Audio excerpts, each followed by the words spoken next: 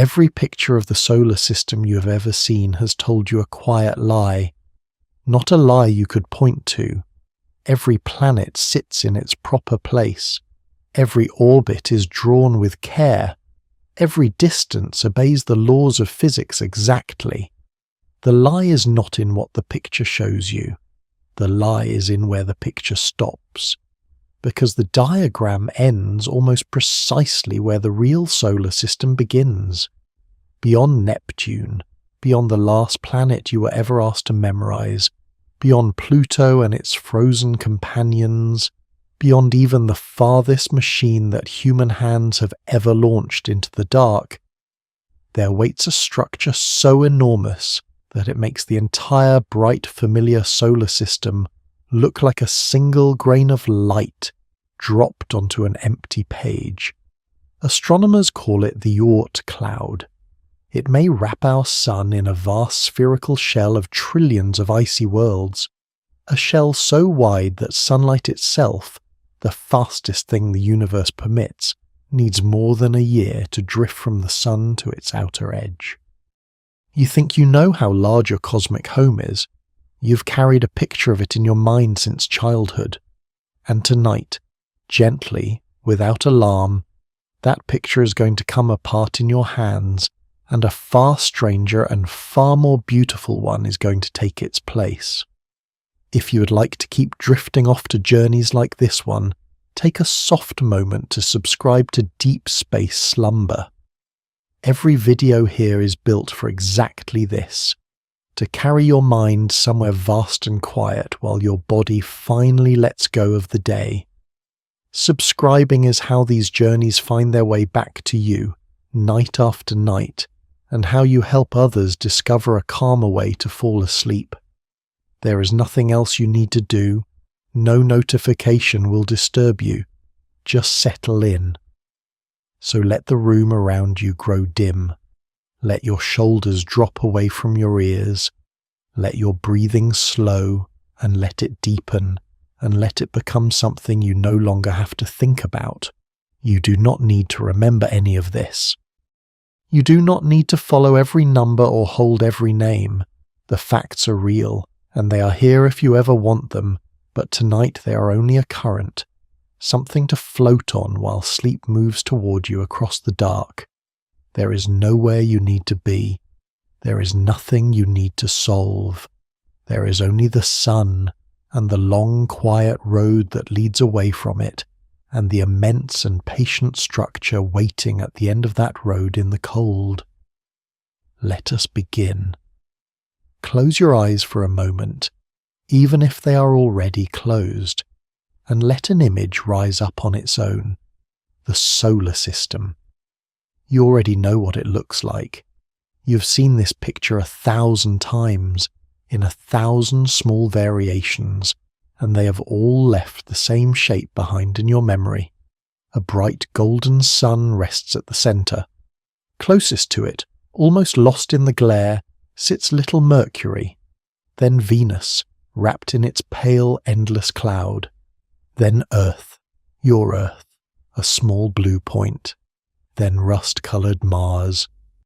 After Mars there is a gap, and in that gap a thin scattering of tumbling rock, the asteroid belt, and then the giants arrive. Jupiter, banded and enormous, Saturn circled by its rings, then the two cooler giants further out, blue-green Uranus and deep blue Neptune, and perhaps, far past Neptune, a single faint dot for Pluto, drawn small, almost apologetically, at the very margin of the page. And then the picture ends. The background simply fades to black. The solar system, as far as the diagram is concerned, is finished. You've been carrying this image since you were a child. It hung on classroom walls. It appeared in the encyclopedias you turned the pages of on quiet afternoons. It was printed on lunch boxes and bed sheets and the covers of science magazines. It glided across the screen in every documentary you ever watched about space. And it is, in its own way, lovely. It is clean. It is orderly. It is satisfying in the way a well-made machine is satisfying. 8 planets arranged in calm, obedient rings around a central fire, the whole thing flat and tidy and small enough to hold in the mind all at once, like a model you could lift in 2 hands if someone built it to scale. And here is the gentle truth. That picture is not wrong. Every planet in it is real. Every orbit is accurate. Every distance between those worlds has been measured to a precision that would have seemed like sorcery to the astronomers of only a few generations ago. Nothing in the picture is a falsehood, but the picture has a flaw so deep that once you truly understand it, you will never be able to look at that familiar diagram the same way again. And the flaw is not in anything the diagram includes. The flaw is in everything the diagram leaves out, and what it leaves out quietly, without ever telling you, is very nearly all of it. That comfortable image of 8 planets circling a star is not a picture of the solar system. It is a picture of the solar system's innermost room. It is the bright, warm, well-lit core of something that reaches outward into the darkness for distances so extreme that the entire region of the planets, every world, every moon, every ring, every asteroid you've ever heard named, collapses down into a single point at the center. Imagine drawing a map of the whole Earth, every continent and ocean, and then handing someone a map that shows only the living room of your house. The map you handed them is not false. The living room is genuinely there. The furniture is in the right place. But they would walk away believing they had been shown the planet, when in truth they had been shown one small room, with the door closed, and the rest of the world waiting unseen on the other side of it. That is what the classroom diagram did to you. It showed you the living room and let you believe it was the world. So tonight, slowly and without hurry, let us open that door. Let us walk out of the bright, familiar room and keep walking, long after the diagram tells us the journey is over. Let us travel outward from the sun, gently, the way you might walk a long, quiet road at night. And let us not stop where we were always taught to stop. Begin at the sun itself.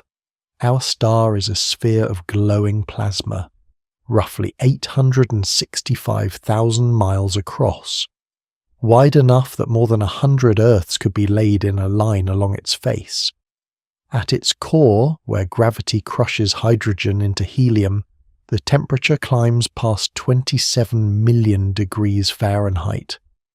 Every single second, the sun converts something close to 4 million tons of its own substance into pure light and heat, and it has been doing this, second after second, for more than 4.5 billion years, and it will go on doing it for billions more.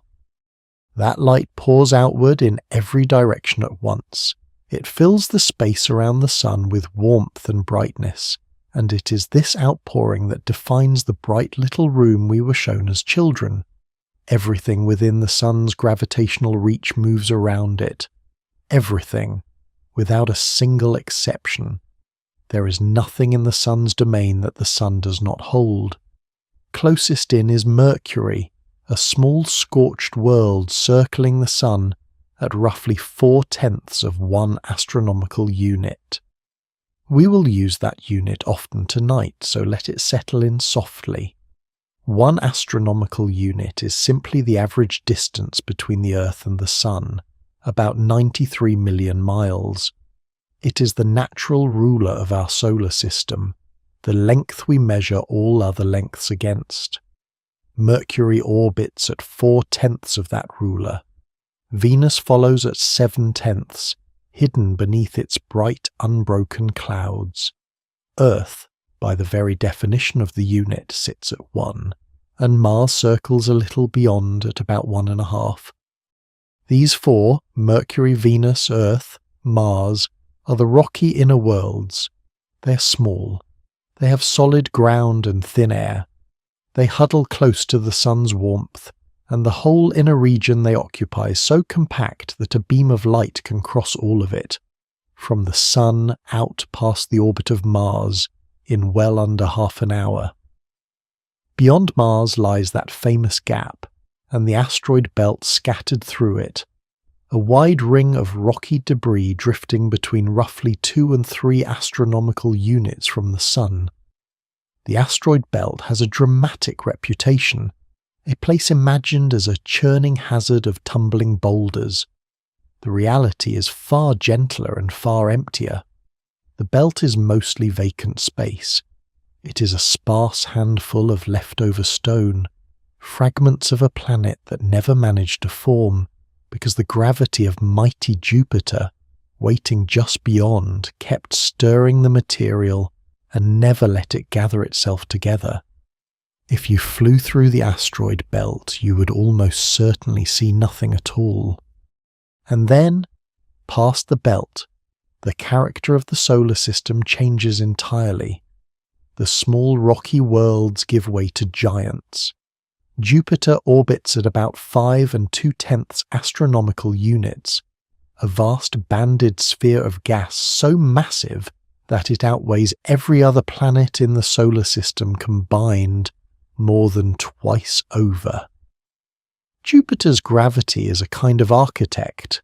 It shaped the layout of the entire planetary region, flinging asteroids aside, deflecting comets, nudging the paths of everything near it across billions of years.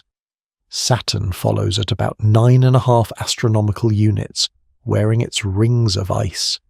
Then comes Uranus, far colder, at roughly 19. And then, at last, Neptune, the outermost true planet circling the Sun at about 30 astronomical units, 30 times farther from the Sun than the Earth. Pause there at Neptune for just a moment, because Neptune is a quiet lesson in scale all by itself. Out at Neptune's distance, sunlight has thinned to something faint and pale, about 900 times dimmer than the sunlight that warms your face on Earth.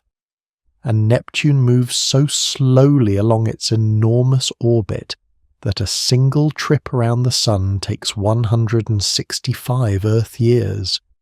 Think gently about what that means. A person born on the day Neptune occupied one particular spot in its orbit would live an entire human life, childhood, every season, old age, and die before the planet ever returned to that same spot. Neptune has only completed a single orbit since the time it was first discovered, one slow loop in the whole history of human astronomy. And here, at Neptune, at 30 astronomical units, is exactly where the mental map of the solar system ends for almost everyone. The last planet, and then perhaps a faint dot or two beyond it, and then nothing. Blackness. The empty void between the stars. In the picture nearly all of us carry, the solar system is essentially over once you pass the final planet. Everything interesting has already happened. The rest, we assume, is just emptiness. A long dark stretch of nothing reaching toward the next star, Proxima Centauri, a little over 4 light-years away. It feels natural to believe that. It feels obvious.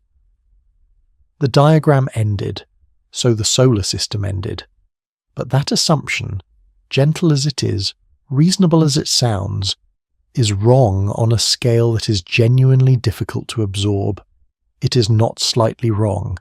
It is not wrong by a comfortable margin that a small correction could fix.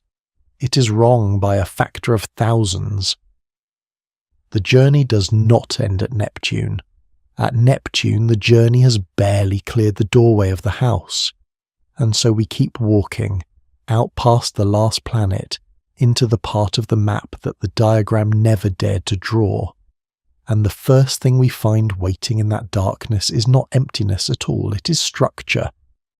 Quiet, patient, frozen structure, orbiting the Sun in organised patterns, exactly where the picture told us there would be nothing. Let us go and meet it.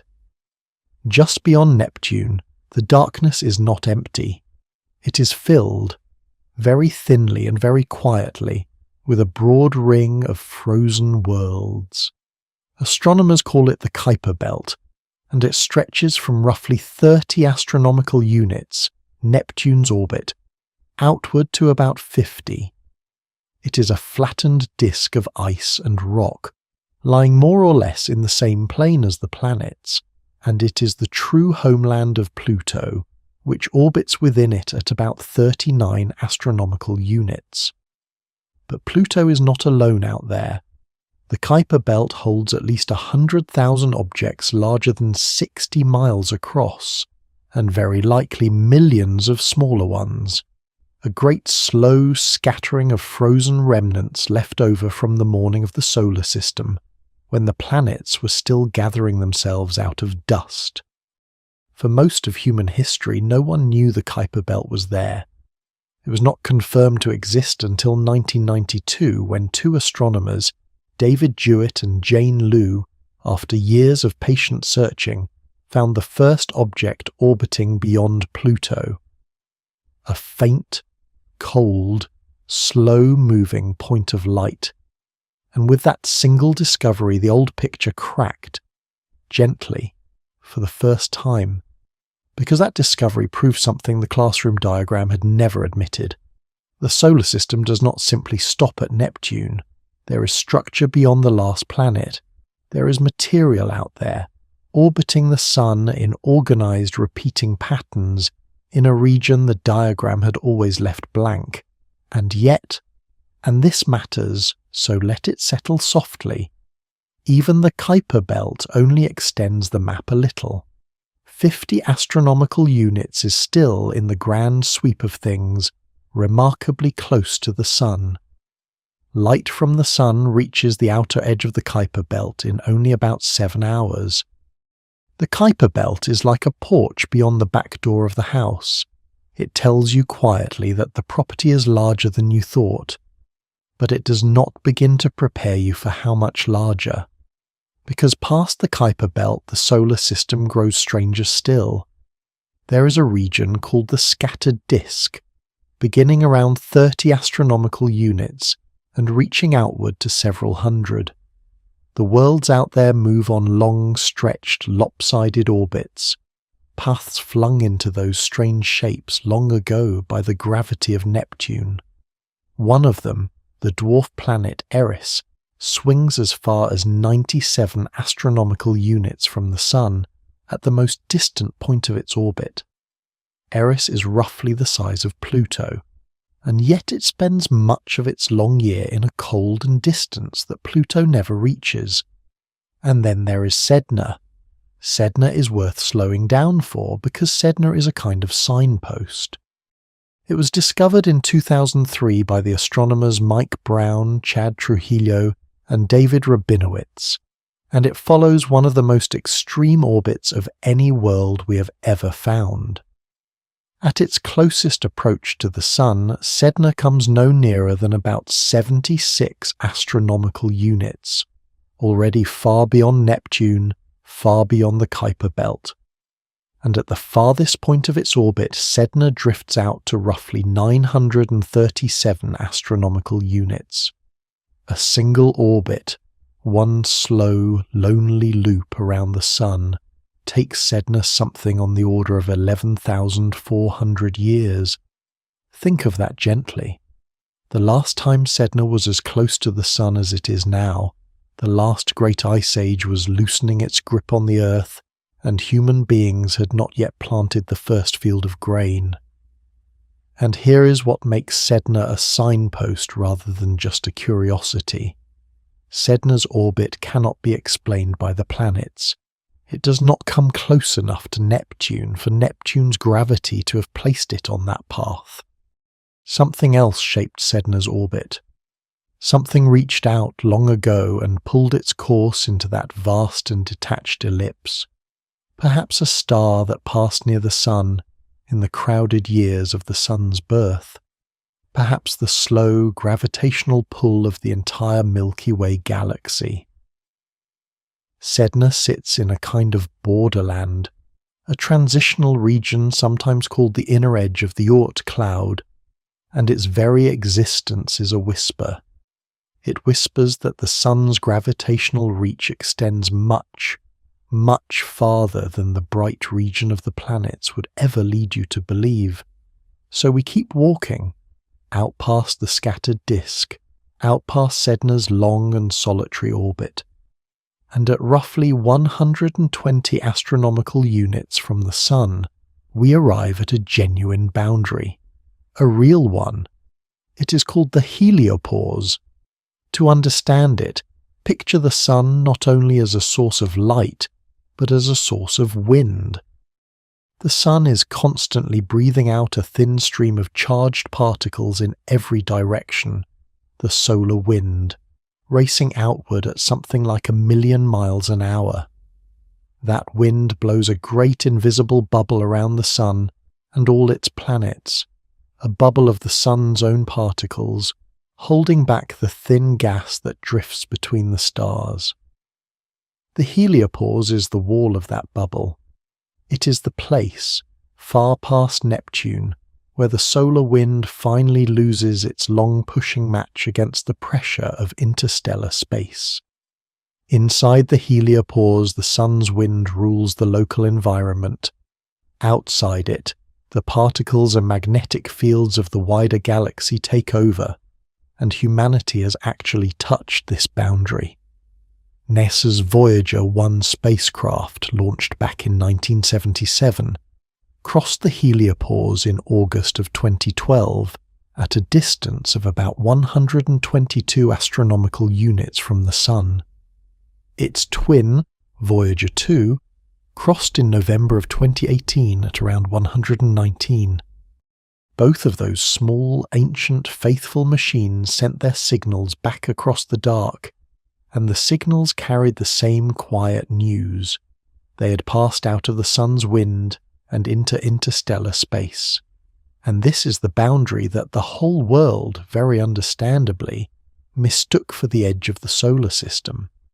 The spacecraft had left the Sun's bubble. They were flying through the gas that drifts between the stars. Surely the solar system was behind them now. Surely everything past that line belonged to the void. But here is the fact that, gently and completely, takes that conclusion apart. And it is a fact worth holding on to, because it is the hinge on which this entire journey turns. The heliopause is not a gravitational boundary. It is a wind boundary. It marks the place where the Sun's wind stops. It does not mark the place where the Sun's gravity stops. And those two things are separated by a distance so vast that the difference is almost impossible to feel. The Sun's gravity reaches far, far beyond the heliopause. The Sun is still holding objects in orbit, still keeping them, still turning them slowly around itself, at distances that Voyager, for all its decades of travel, would need many hundreds of centuries to reach.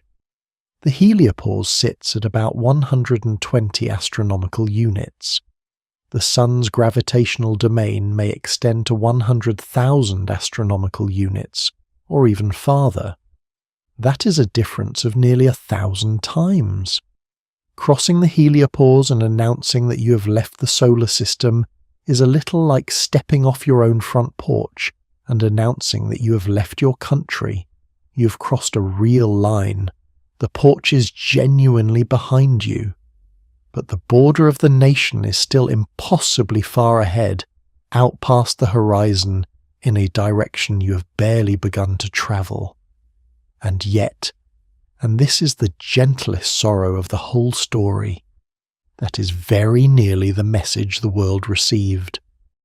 When NASA confirmed, in 2013, that Voyager 1 had crossed the heliopause, the news travelled around the planet, and it travelled wearing a particular and quietly misleading phrase. The headlines announced that humanity's most distant spacecraft had left the solar system. The voices on the news described the first human-made object to enter interstellar space. The second part of that was true. but the phrasing carried a shadow with it. It implied that the solar system was now behind Voyager, that the boundary had been crossed, the doorway passed through, the cosmic neighborhood explored and finished, and millions of people heard that and quietly filed it away as a settled fact. The solar system ends somewhere around 120 astronomical units. Voyager crossed the line. The story is complete. But the story was not complete. It had barely opened its first chapter. What Voyager actually crossed was the edge of the sun's bubble of wind, a meaningful place, a true transition, the boundary where charged particles from the sun give way to the gas between the stars. To the scientists who study the sun, that crossing mattered enormously.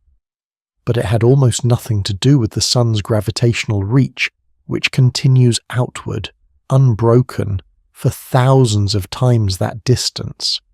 The heliopause is not a fence around the solar system. It is only a change in the weather. The true property line lies incomparably farther out, in a darkness no spacecraft has come anywhere near. There is no blame in this. The headlines were not cruel. They were simply trying to share a genuine wonder in a single sentence.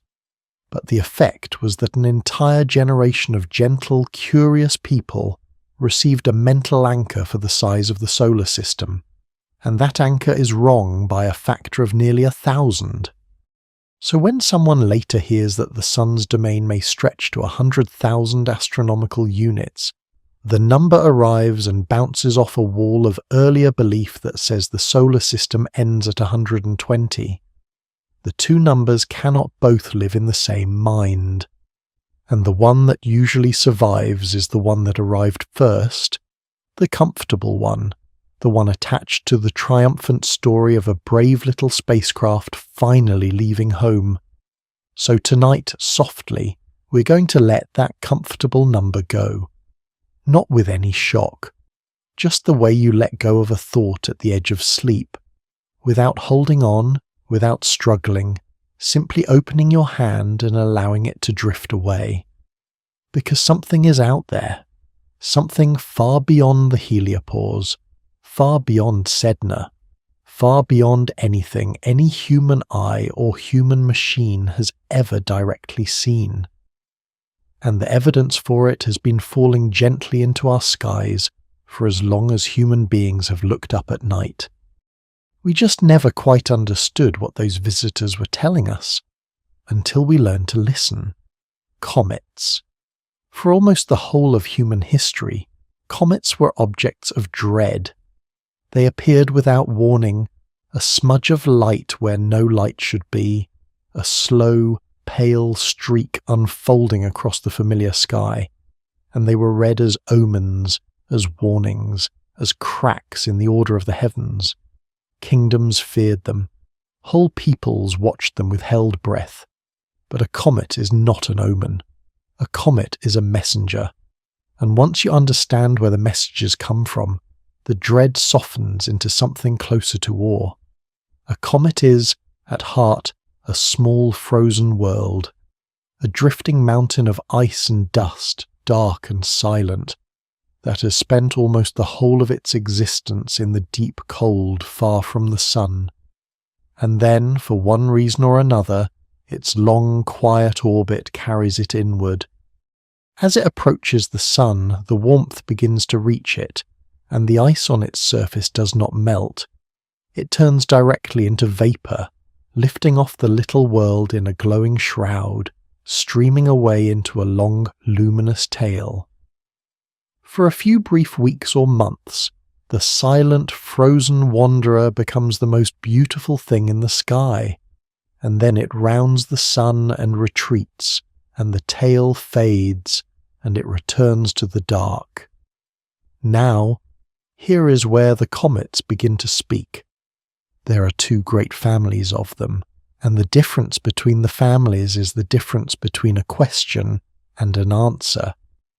The first family is the short-period comets. These return on schedules we can predict. The most famous of them, Halley's Comet, comes back roughly every 75 or 76 years, close enough that a single long human life might see it twice.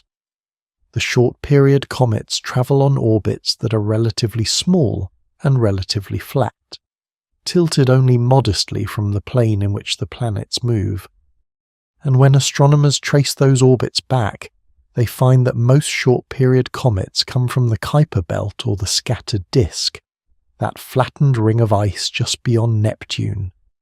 They were nudged inward, gently, by the gravity of the outer planets until they settled into their repeating visits. That family makes sense. That family fits the diagram. But the second family does not fit anything. These are the long-period comets, and they are strange in a way that took astronomers a very long time to truly hear. A long-period comet does not return every few decades. It returns every few thousand years, every few tens of thousands of years. Some of them are on orbits so enormous that a single trip around the Sun takes hundreds of thousands of years to complete. They fall inward from immense distances, blaze once around the Sun in a brief glory of vaporizing ice, and then climb back out into the dark on a path so long and so stretched that they will not be seen again for an age. Some of the long-period comets that appear in our skies are, as far as anyone can tell, making their very first visit to the inner solar system since the Sun itself was born, 4.5 billion years ago. And here is the detail that changes everything. Here is the thing the comets have been quietly saying all along. The long-period comets do not come from one direction. They come from everywhere. The short-period comets, the family that fits the diagram, arrive more or less along the plane of the planets, because that is the shape of the disk they come from. But the long-period comets arrive at every imaginable angle. Some plunge in from far above the plane of the planets, some climb in from far below it. Some come from the direction of one constellation, others from the precise opposite point of the sky. There is no preferred direction. There is no flatness to them at all. Picture it this way. Imagine you could mark, on a great sphere surrounding the Sun, the most distant point of every long-period comet's orbit, the far place each one came falling in from. If those comets came from a flat ring, your marks would gather into a flat ring. They do not. The marks would scatter across the entire sphere, above and below and all around, in every direction at once. And a pattern like that is not random. A pattern like that is a fingerprint. It tells you, with the quiet certainty of geometry, that somewhere out there, at distances vastly beyond the planets, far past the Kuiper belt, far past the heliopause, there must be a source. Not a flat disk, but a sphere. A vast, roughly spherical reservoir of icy worlds, completely surrounding the Sun on every side, from which these long-period comets are being loosened, one at a time, and sent tumbling sunward. And that reservoir must be enormous, because the comets arrive from all directions, which means the source wraps the Sun completely. And it must be distant, because the orbits are so long, and it must hold a truly staggering number of objects, because the long-period comets keep coming. Century after century, generation after generation, new ones appear, and every comet that falls too close to the Sun and burns away its ice must, over the great span of time, be quietly replaced by another, falling inward from the same far reservoir, or the supply would simply have run dry long ago. This is not a guess. This is not a story told to fill an empty space on a map. This is arithmetic. The comets are real. Their paths through the sky are measured with great care, and the mathematics of those paths demands a source. The comets are letters, and the letters have a return address, and the return address is a region of space so far from the Sun that the boundary between the solar system and the galaxy beyond it begins, softly, to blur. Let the named comets make this real for a moment, because they are not abstractions. They have dates, they have faces. Some of them, you may even remember. There was Comet Hale-Bopp, which hung in the sky through much of 1997 and became one of the most widely watched comets of the entire 20th century. For weeks it was simply there each night, bright and patient, a soft double tail spread above the rooftops. Hale-Bopp moves on an orbit that takes it out to about 370 astronomical units at its farthest, and around 2,500 years to complete one full loop. The last time Hale-Bopp passed this way, the great civilizations of the ancient world were only beginning.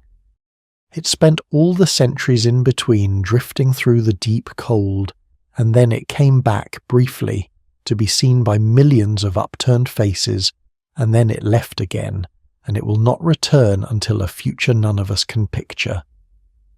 And there was Comet Hyakutake, which swept close past the Earth in the spring of 1996, a comet with a tail so long and so faint and so beautiful that those who saw it from dark skies described it as something that stopped the breath.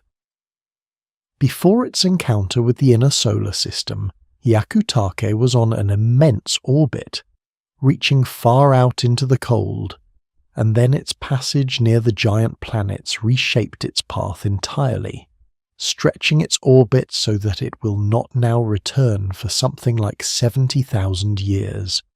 Think gently about where Hyakutake came from. The last time it fell sunward, modern humans were still moving across Ice Age landscapes, painting animals by firelight on the walls of caves. It drifted in darkness through all of that, all those thousands of generations, and then it appeared for a few weeks in our sky, and then it was gone again into a future no living thing will witness. And there are comets whose orbits are longer still, comets whose single year stretches across hundreds of thousands of years, comets falling inward from distances tens of thousands of astronomical units deep.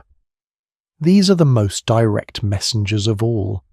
Each one carries frozen material that has gone essentially unchanged since the solar system formed.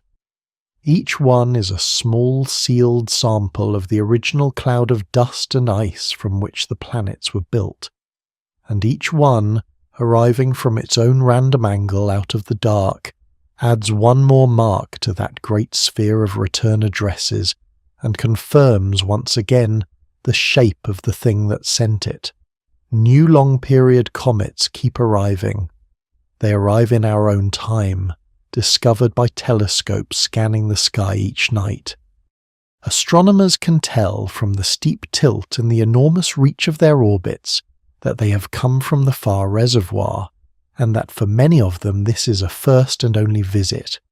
Each one is a fresh data point. Each one is a quiet confirmation that the distant cloud is still there, still populated, still active, still loosening its members one by one and sending them on the long fall toward the light. But the comets are not the only evidence. There is another kind of witness, and these witnesses never come close at all. There are objects out past Neptune that never fall inward to become bright comets, never grow a tail, never blaze around the sun. They simply move, slow and dark and faithful, on orbits so vast and so detached from the planets that their very existence points unmistakably toward a great structure waiting beyond. Sedna, which we walked past earlier tonight, is the most famous of these silent witnesses. Its closest approach to the Sun, 76 astronomical units, lies far outside Neptune's grasp. Its farthest point reaches out toward 937. It belongs to no neat category. too far out to be an ordinary Kuiper belt object, too detached from the planets for Neptune to have set it on that path. Sedna's orbit is a question that the inner solar system cannot answer, and the answers astronomers do offer all point in the same direction, toward a passing star long ago, or toward the slow gravitational pull of the galaxy itself, the very same forces that, as we will see, shaped the great cloud we are travelling toward. And Sedna is not alone. There is another world, known by the plane designation 2012 VP113, on a similarly detached orbit, coming no closer to the Sun than about 80 astronomical units. And as the telescopes search, more of these distant, lonely objects keep turning up, each one filling in a little more of the same intermediate region, each one strengthening the same picture, a continuous structure, reaching outward from the Kuiper belt, through the borderlands, and on into something far vaster beyond. These detached worlds are the tip of something. They are the closest, faintest, most reachable fragments of a population that extends outward into the dark for tens of thousands of astronomical units. Sedna is a single visible peak. The mountain it belongs to vanishes upward into a darkness our instruments cannot yet pierce. So the case builds quietly from two directions at once. The long-period comets, arriving from every angle, demand a vast spherical reservoir at great distance, and the detached worlds like Sedna reveal the inner slope of that same structure, the part near enough to be glimpsed. Two completely different kinds of evidence pointing at the same conclusion. There is something out there, something enormous, something that holds, in the deep cold, more individual worlds than the entire bright familiar solar system contains, and the first person to truly listen to what the comets were saying, to sit down with their paths and hear, in the numbers, the shape of the thing that had sent them, was a quiet Dutch astronomer, working with little more than a notebook and a list of orbits, in the middle of the 20th century. Let us go and meet him next. The year is 1950, the place is the Netherlands, and an astronomer named Jan Hendrik Oort sits down with a problem that, to almost anyone else, would have looked like nothing at all. Oort had in front of him the orbital data for 19 long-period comets. Just 19. A small handful of frozen visitors whose paths through the inner solar system had been measured carefully enough to be trusted. And Oort did something simple. He calculated for each of those comets the most distant point of its orbit, the aphelion, the far place out in the dark where each comet turned around and began the long fall back toward the Sun. And when he laid those 19 far points side by side, he saw something he could not look away from. They clustered. They did not scatter randomly across every possible distance. They gathered, with a tightness that no coincidence could explain, around a particular range, out at something like 20,000 to 50,000 astronomical units from the Sun. Again and again, the comets were turning around in the same far region of space. Oort understood at once what that tight clustering meant. A coincidence does not cluster.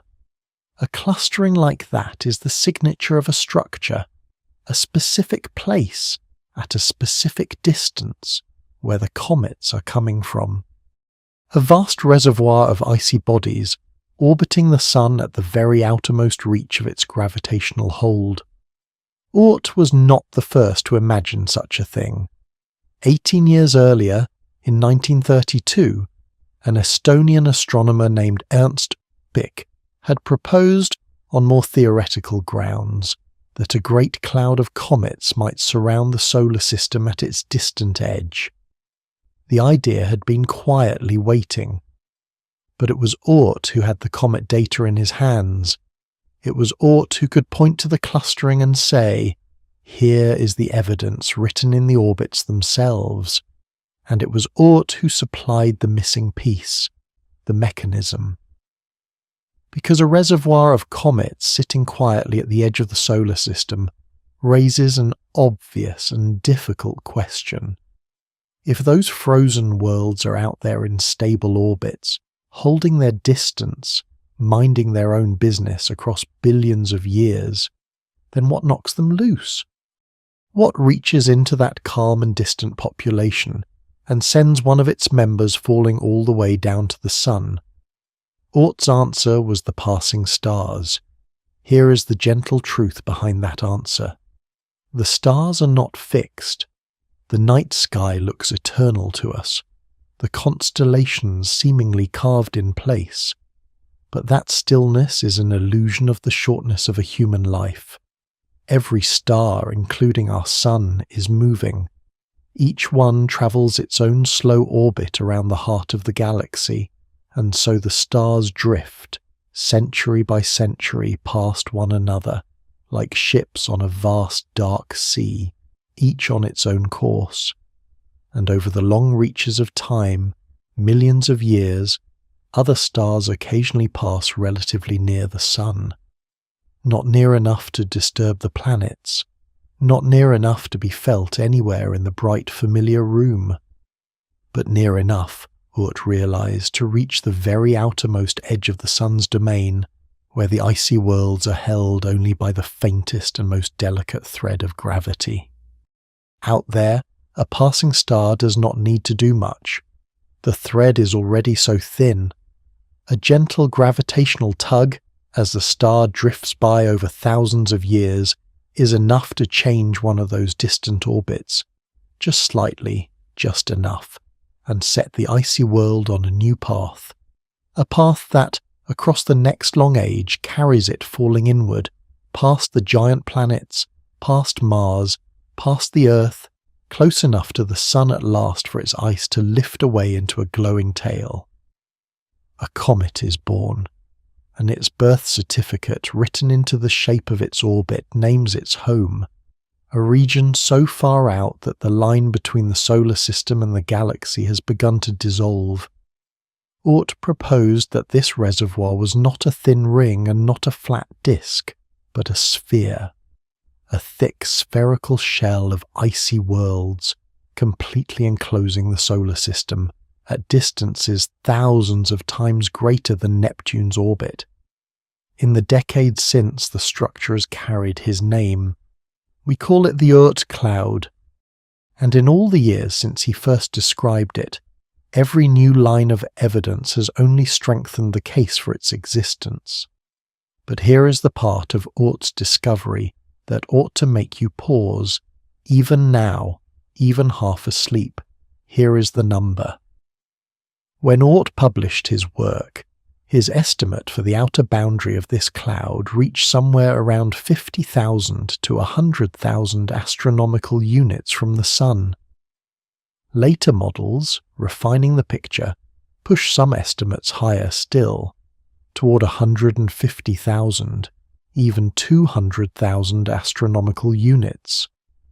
Now translate those numbers into something the body can almost feel. 100,000 astronomical units is about 1.5 light years. 200,000 astronomical units is over 3 light years. And the nearest star to our Sun, Proxima Centauri, lies about 4.25 light years away. Let those two facts rest beside each other for a moment, gently in the dark. The nearest star is a little over 4 light years away, and the Oort Cloud, our Sun's own outermost structure, a part of our own solar system, may reach outward 1.5, 2, perhaps 3 light years, which means the solar system may extend 1/3 of the way to the nearest star, perhaps halfway, perhaps by the boldest estimates, even farther. The solar system does not end at Neptune. It does not end at the Kuiper Belt. It does not end at the heliopause where Voyager crossed. It may reach so far out into the darkness between the stars that calling it a small, tidy local neighborhood becomes almost a kind of joke. A joke the diagram has been telling you, very softly, your whole life. You thought the solar system was a picture of 8 planets. It may in truth be a sphere of ice and silence and darkness, stretching across light years, with those 8 bright planets huddled together in a single warm point at the very centre of it. And so we arrive at the threshold of the cloud itself. The question is no longer whether it exists. The orbital evidence is too strong, the mathematics too solid, the comet supply too steady and too long-lasting to be explained any other way. Nearly every planetary scientist accepts that the Oort Cloud is real, surrounding us right now, on every side, in the cold. The question that remains is simply what it is. What does it actually look like, this thing we have never seen? How is it built? How far does it truly reach? And what does it mean, really mean, for the structure we so casually call home? Because if the Oort Cloud is real, then home is not what you are told. Home is not a bright, orderly arrangement of planets bathed in sunlight. Home is a faint ember of warmth, surrounded by a vast, dark, frozen sphere of trillions of icy worlds, reaching outward into a place so remote that the sun itself, seen from there, is nothing more than one more dim point of light among countless others. The comfortable diagram did not lie to you out of malice. It lied by omission. It showed you the planets because the planets are close and bright and dramatic and easy to draw. It left out the Oort Cloud because the Oort Cloud is far and dark and silent and impossible to fit on any page that also shows the planets. But in sheer size, in the raw reach of space it occupies, the Oort Cloud does not merely dwarf the planetary solar system, it erases it. Against the cloud, the planets are not a small region, they are a rounding error, a speck, a single point at the heart of something whose true scale challenges the very meaning of the word neighbourhood. So let us go inside it now. Let us move out past Oort's clustered comets, out past the borderlands and into the body of the cloud itself, and learn the quiet architecture of the largest and loneliest structure our sun has ever built. No human eye has ever seen the Oort Cloud. Let that sentence rest in the dark for a moment. In all the long history of astronomy, across every kind of light we have ever learned to gather, from radio waves to gamma rays, with every telescope ever built and every instrument ever flown, not one confirmed image of the Oort Cloud has ever been captured. Not one. No telescope has photographed it. No spacecraft has come within centuries of reaching it, and yet astronomers are nearly certain it is there, surrounding you right now, reaching outward in every direction into the frozen dark beyond the planets, holding more individual worlds than there are stars you could ever see with your unaided eyes, more, in fact, by a factor of many millions. This is the first strange thing you must hold gently in your mind as we step inside the cloud. The Oort Cloud is a structure that is everywhere around us and completely invisible at the very same time, and the resolution of that paradox is the key to understanding what the cloud actually is. Because the Oort Cloud is not a wall, it is not a fog, it is not by any measure a human being could feel a crowded place at all. It is a population, a vast, almost unimaginably thin scattering of icy worlds, spread through a volume of space so enormous that even trillions of them disappear inside it, the way a few snowflakes would disappear if you scattered them across the sky above an entire continent. So let us walk through its architecture slowly, the way you might walk through the rooms of a great dark house, learning its shape by feel. Astronomers divide the Oort Cloud into two broad regions, each shaped by a different balance of forces. The inner region is sometimes called the Hills Cloud, named for the astronomer Jack Hills, who proposed its existence in 1981. The Hills Cloud is thought to begin somewhere around 2,000 to 5,000 astronomical units from the Sun, and to reach outward to roughly 20,000. And its shape is not a perfect sphere. The inner cloud is believed to be somewhat flattened, shaped more like a thick disk, a great gentle ring, loosely gathered around the plane of the solar system. It is also thought to be the denser of the two regions, the more crowded, though crowded here is a word we'll have to handle very carefully. Some models suggest the inner cloud holds tens of billions, perhaps even hundreds of billions of icy worlds. And yet even there, even in the densest part of the structure, the distances between one world and the next are so enormous that you could travel for millions upon millions of miles through the Hills Cloud and never pass close enough to a single object to see it with your own eyes. Beyond the Hills Cloud, where the inner region thins and fades, the outer Oort Cloud begins, somewhere past 20,000 astronomical units, and it reaches outward to 50,000 to 100,000, with the boldest estimates carrying its faint outer fringe to 150,000 or even 200,000 astronomical units from the Sun. And this outer region is a sphere, a true shell. The icy worlds out there orbit the Sun at every possible tilt and in every possible direction. Some move in the same direction the planets move. Some move the opposite way entirely. Some trace nearly circular paths at tremendous distance. Others follow long-stretched ellipses that carry them from the outer cloud down toward the inner solar system and back out again, a single journey taking millions of years.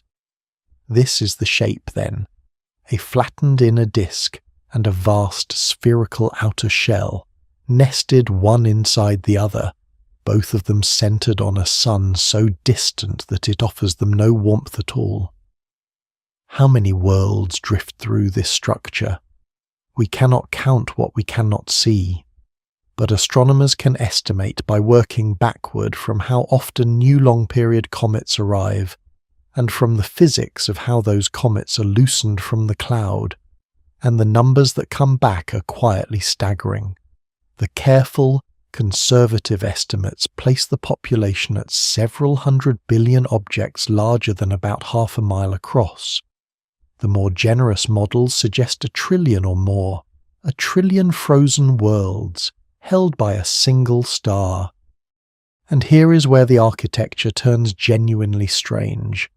Strange in a way worth slowing down for, because despite all those hundreds of billions or trillions of objects, the total mass of the entire Oort Cloud is believed to be modest.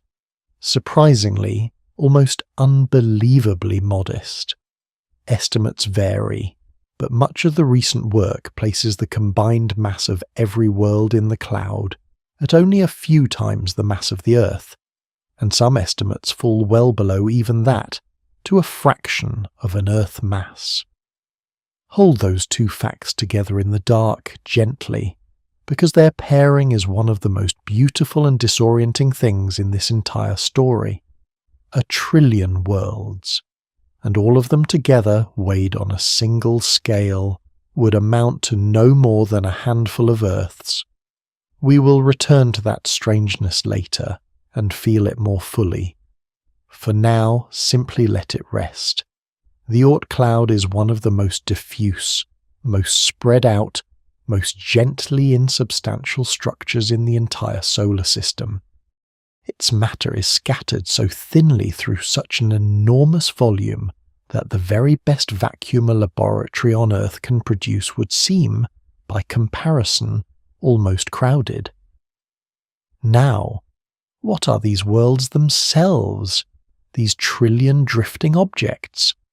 What would you find if you could somehow reach one and rest your hand upon it? You would find ice. The Oort Cloud objects are believed to be icy planetesimals, primordial leftovers from the building of the solar system 4.5 billion years ago.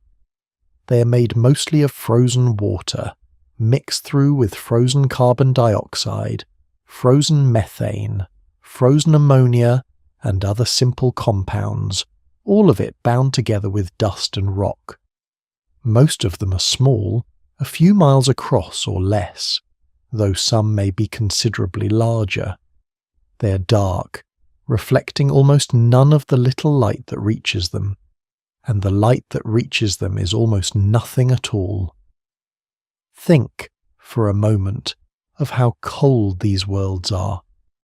At the distances of the Oort Cloud, the sun delivers so little energy that the surface of one of these objects rests only a few degrees above absolute zero, somewhere around 4 to 10 degrees on the Kelvin scale, which is to say, colder than almost anything human experience has a word for.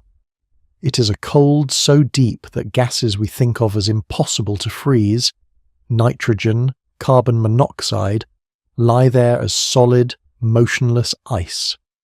These are the coldest, the most isolated, the most untouched objects in the Sun's entire family.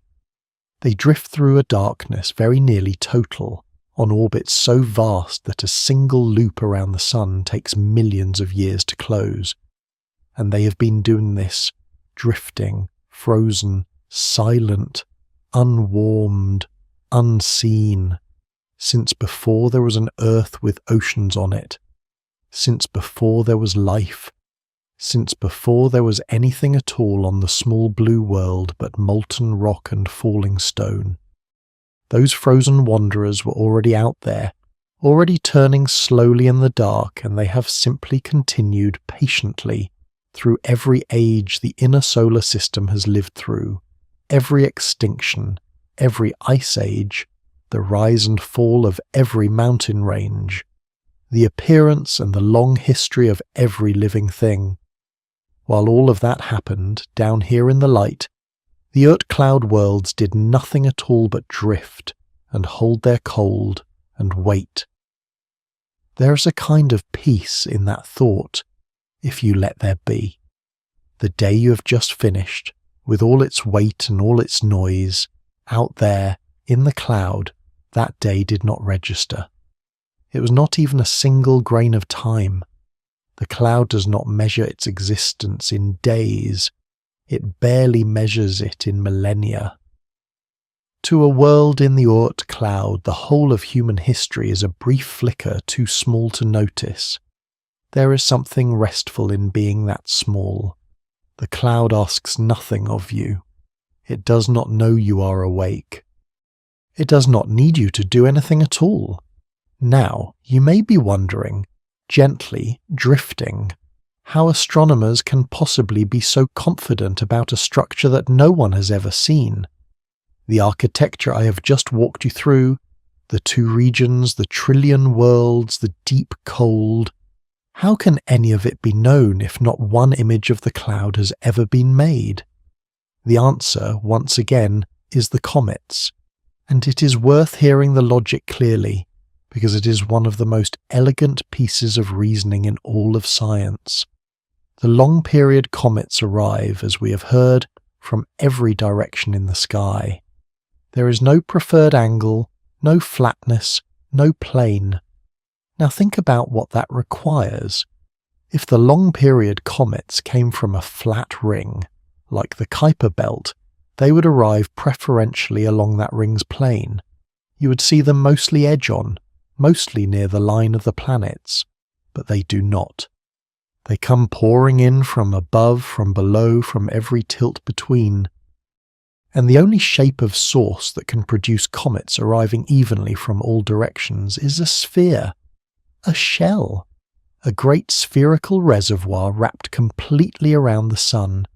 The comets, in other words, do not need to be photographed. Their orbits already carry the photograph inside them.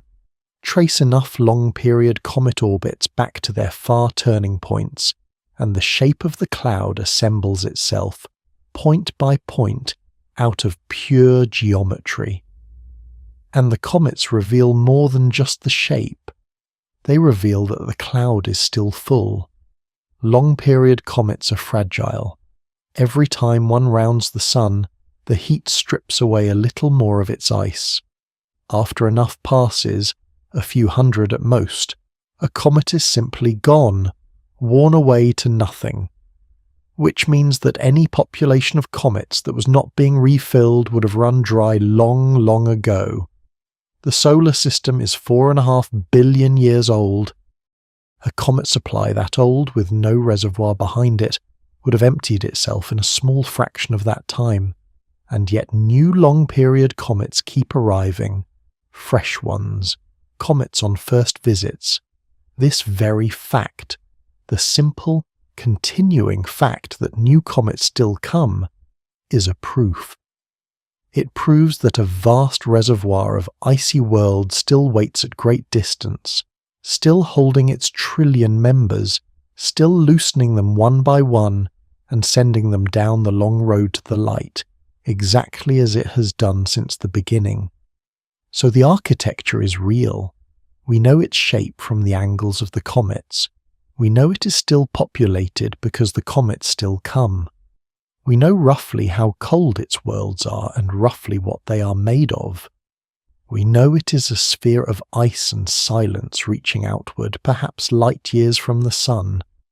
But knowing all of that only deepens the most beautiful question of all.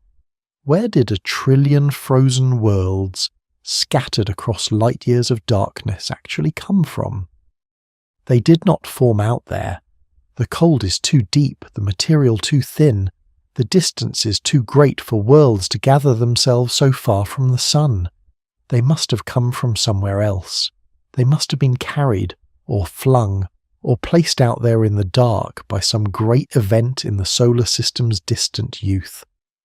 But before we travel back in time to watch the cloud being made, let us do something gentler first. Let us simply go there. Not in a spacecraft, not as a mission, not as anything that needs fuel or air or a way home. Let us go there only in the mind, the way you can go anywhere in the last soft minutes before sleep. Let us stand, just for a little while, on one of those frozen worlds and feel what it is like to be a single quiet thing, adrift at the outer edge of the sun's reach. So let go of the diagrams now, let go of the numbers, the astronomical units, the careful comparisons. You have carried them a long way, and they have done their work, and you can set them down. What is left is something simpler and slower. What is left is just a place, one small place in the enormous dark, and you are about to be there. Picture it. You are standing on the surface of a single Oort Cloud world. It is one body among a trillion, chosen for no reason at all, the way you might choose one grain of sand from a whole beach. It has no name. No telescope on Earth has ever caught its faint, dark face. No catalogue holds its number. For 4.5 billion years it has drifted out here, unseen and uncounted, and now, somehow, you are standing on it. The world beneath your feet is small, not a planet, nothing so grand. It is a mountain of ancient ice, perhaps a few miles from one side to the other, rounded and softened by an age so long it has no meaning. If you walked, you could cross it in an afternoon, though there would be no afternoon here, and no reason to hurry. Its surface is dark, darker than coal, a deep charcoal grey that has been dusted over the eons with the faintest sheen of frost. Beneath that frost lies water ice, and frozen carbon dioxide, and methane and ammonia locked solid, and threads of rock and alder dust. The raw, unchanged material of the morning of the solar system kept here, in the cold exactly as it was. The first thing you notice is the stillness. Not quiet, stillness. Quiet is the absence of sound, and you know that absence already. You have felt it in empty rooms and on calm nights. But this is something deeper. There is no air here to carry sound, so there is not even the possibility of sound. No wind could ever move across this surface. No grain of frost will shift unless something moves it, and nothing will move it. The stillness here is not waiting to be broken. It has never been broken. It is the oldest, most complete silence you will ever stand inside, and it does not press on you. It simply holds you, the way still water holds a floating thing. The second thing you notice is the cold, though notice is too sharp a word for something so absolute.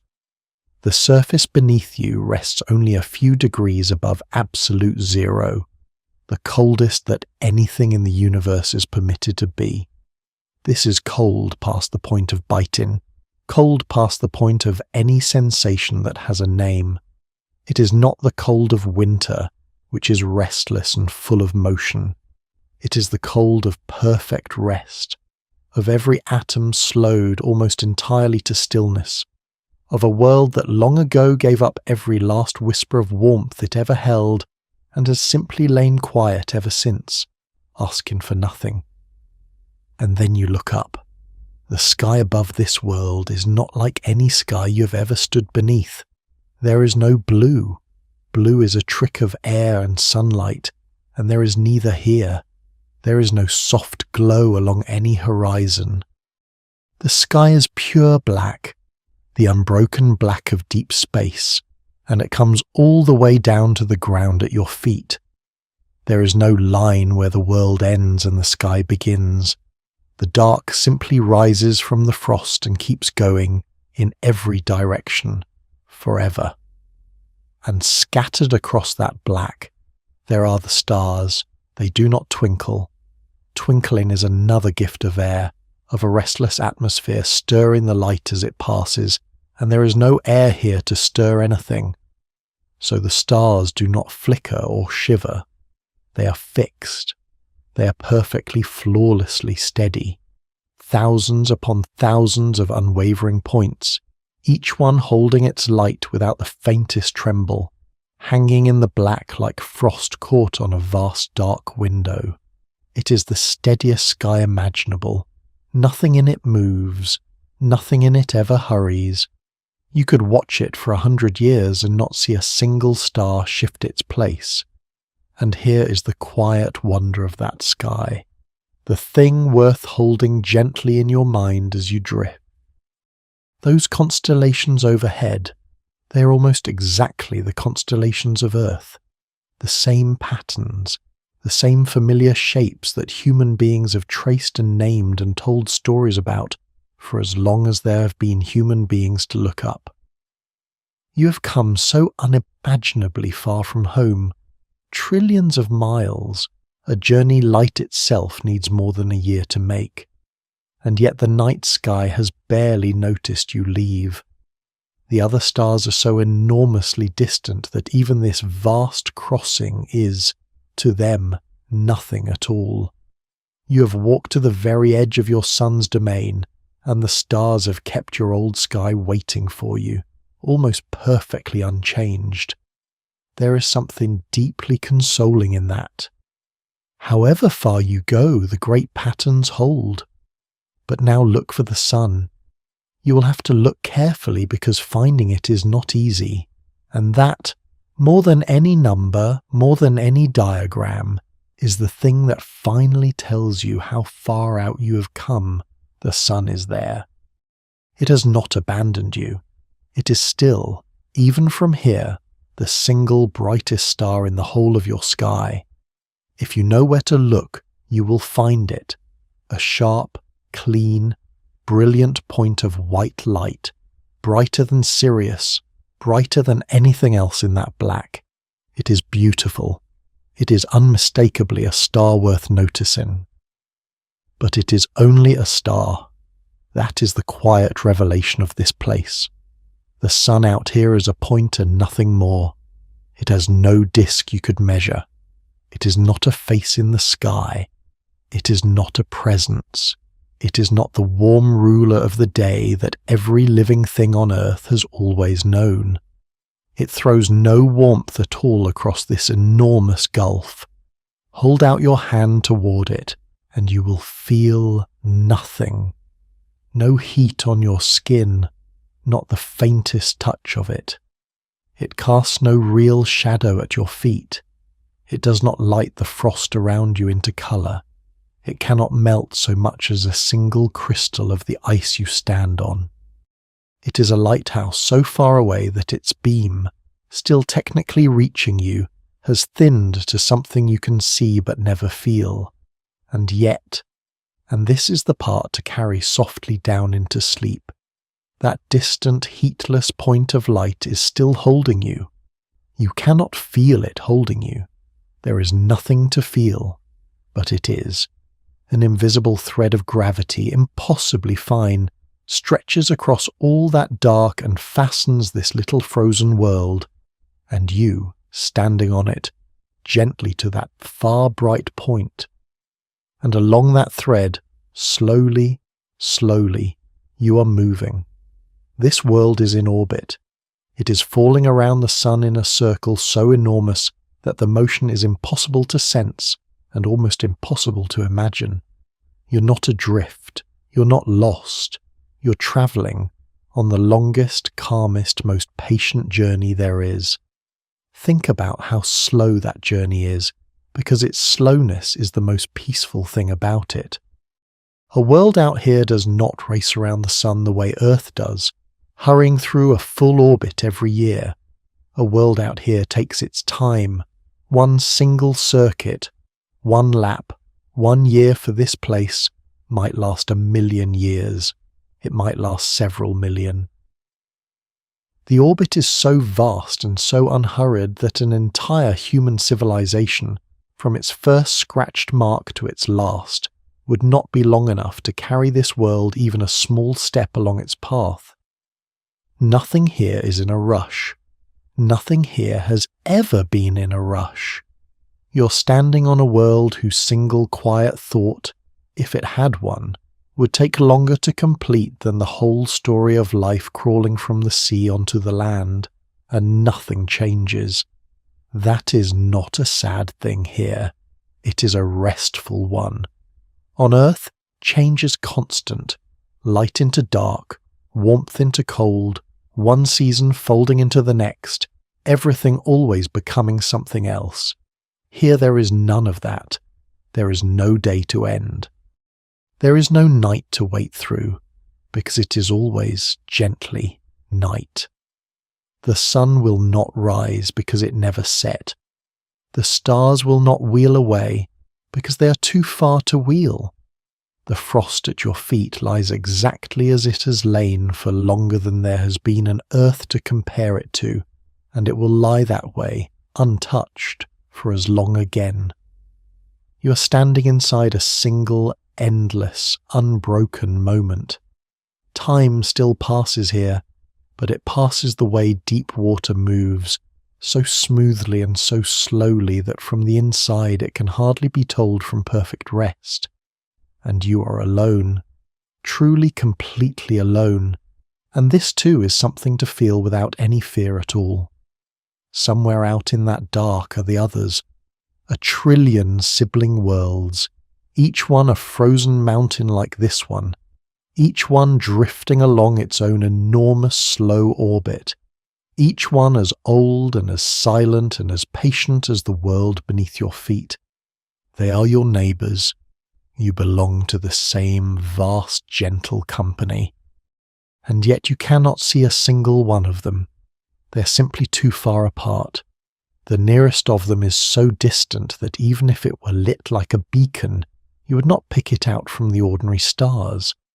Each of these worlds keeps its own quiet, separated from the next by a gulf as wide as the space between the sun and its planets. The cloud is crowded with 1,000,000,000,000 members, and every one of them is utterly perfectly solitary. So look out at that black, scattered, motionless sky, and understand what it is showing you. There is no loneliness in it. There is only a kind of immense, settled peace, the peace of a thing that needs nothing, waits for nothing, and is troubled by nothing. This world has been here, exactly like this, since before the earth had oceans. It will be here, exactly like this, long after. It has never been disturbed. It has never been afraid. It simply drifts and holds its ancient ice and keeps its small steady place in the great slow turning of the cloud, asking nothing of the universe and receiving nothing in return, and somehow wanting for nothing at all. That is what it is like to stand at the edge of the sun's reach, not frightening, not even cold once you stop expecting warmth, just still, just slow, just endlessly, softly, quiet.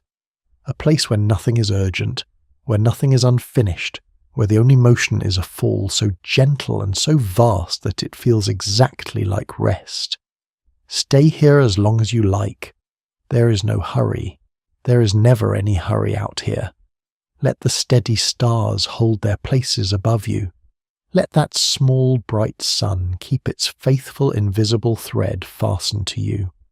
Let the great slow orbit carry you onward at its patient, immeasurable pace.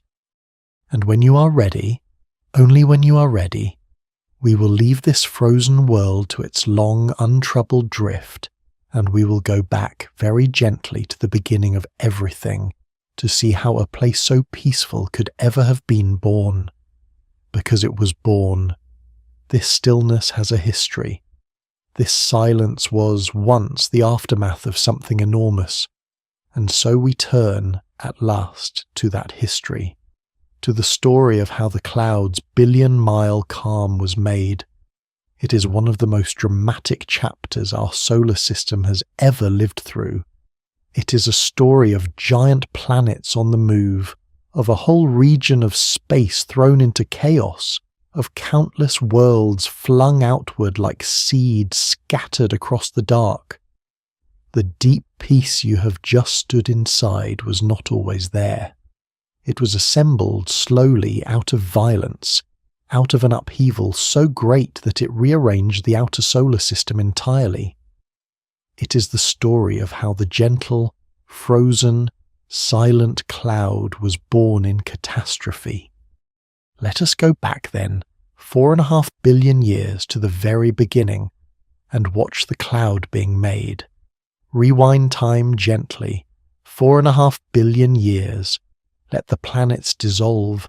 Let the earth come apart. Let everything you know unmake itself, slowly, in reverse, until there is no solar system at all. Only a young sun, newly lit, and around it a great flattened whirlpool of gas and dust. This was the protoplanetary disk, the womb of everything. A vast, slow-turning sheet of material encircling the infant sun, and within it, the raw substance from which every world that exists today would eventually be drawn. In the disk, the work of creation was patient and small. Specks of dust drifted and collided softly and stuck. The clumps they formed drifted and collided and stuck in turn.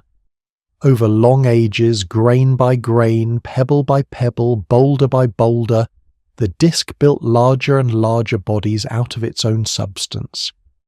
The greatest of these grew into the cores of the giant planets, Jupiter, Saturn, Uranus, Neptune, gathering gas and ice and rock until they became the enormous worlds we know. But here is the crucial thing. The disk contained far more solid material than the planets could ever absorb. When the planets had taken all they could, there remained, scattered through the outer disk, an immense population of leftover bodies, trillions of icy planetesimals, small frozen worlds, the crumbs and offcuts of creation. They had not become planets. They simply drifted in their vast numbers in the cold outer reaches of the young system, and then the giant planets began to move. This is the part of the story that for a long time no one understood. The planets do not have to stay where they were born. In the crowded gravitational environment of a young solar system, the giants can migrate, drifting inward or outward over millions of years as they trade gravitational energy with all the material around them. The best framework astronomers have for what happened next is called the Nice model, named simply for the city in France where it was developed. And the Nice model tells a dramatic story. In the beginning, the giant planets orbited in a more compact arrangement than they hold today, closer to the Sun, closer to one another, and beyond them stretched that great disk of leftover icy planetesimals, a band of frozen worlds holding perhaps 35 to 50 times the mass of the Earth. For a long while this arrangement held in a slow and uneasy balance, and then the balance broke. Jupiter and Saturn, the two largest planets, drifted into a particular gravitational relationship, a resonance, a rhythm in which their orbits began to reinforce one another, like two children on swings finding the same beat. And that shared rhythm sent a pulse of disruption through the entire outer solar system. Uranus and Neptune were thrown outward.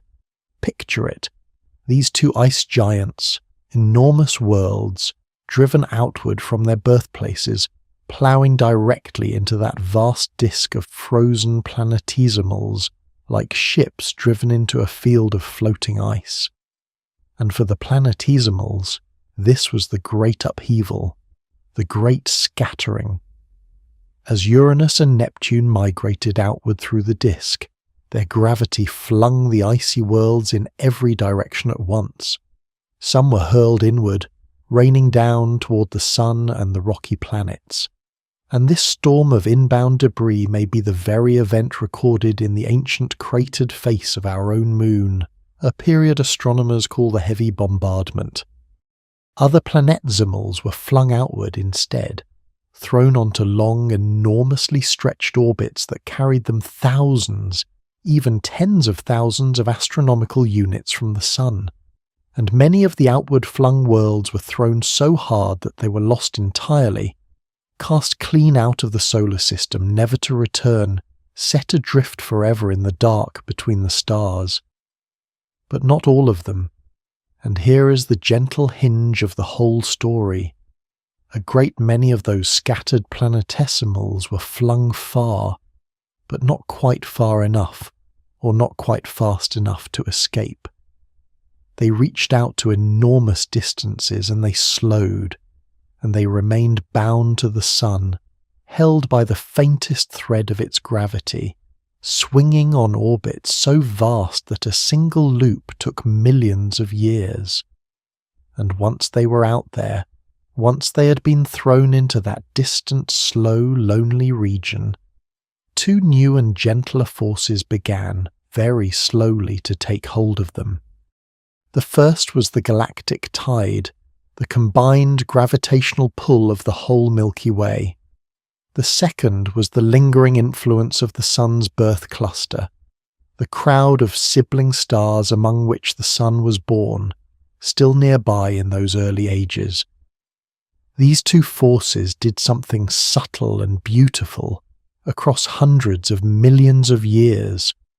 They lifted the scattered worlds away from the planets. They reached into those long-stretched orbits and gently raised them, pulling the world's closest approaches outward, so that they no longer dipped back down into the realm of the giant planets. They decoupled the scattered planetesimals from the planets that had flung them.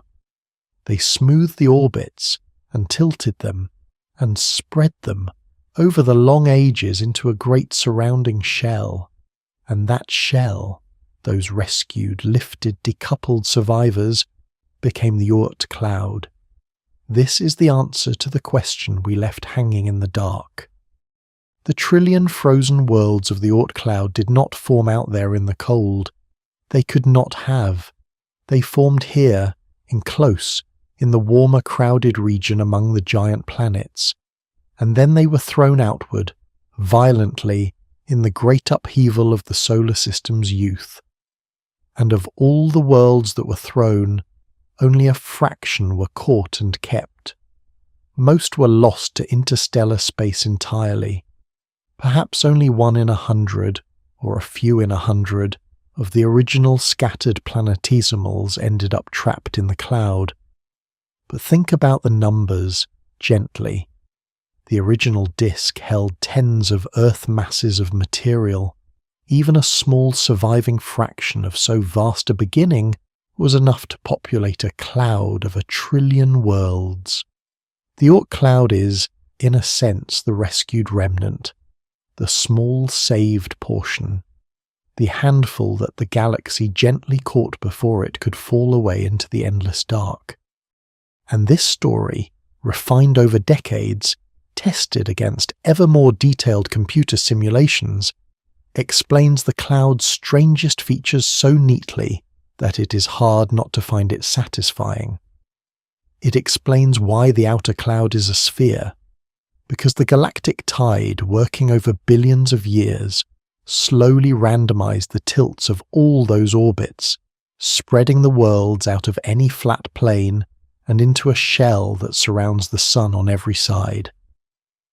It explains why the inner cloud, the Hills cloud, is more flattened, because closer in the galactic tide is weaker, and it has not had enough time to fully scramble the orbits there.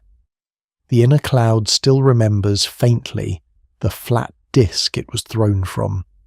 It explains the cloud's modest total mass, because most of the original planetesimals were not kept at all.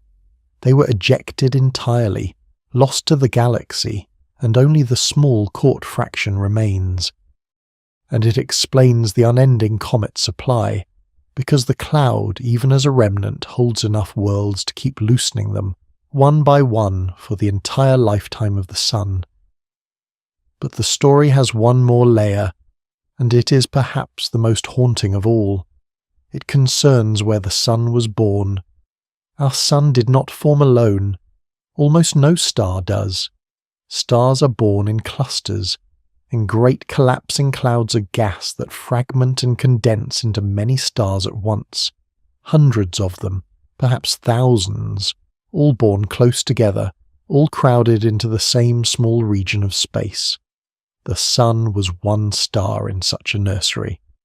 And for the first tens of millions of years of its life, before the cluster slowly drifted apart, the sun had near neighbours, sibling stars close enough that their gravity could be felt.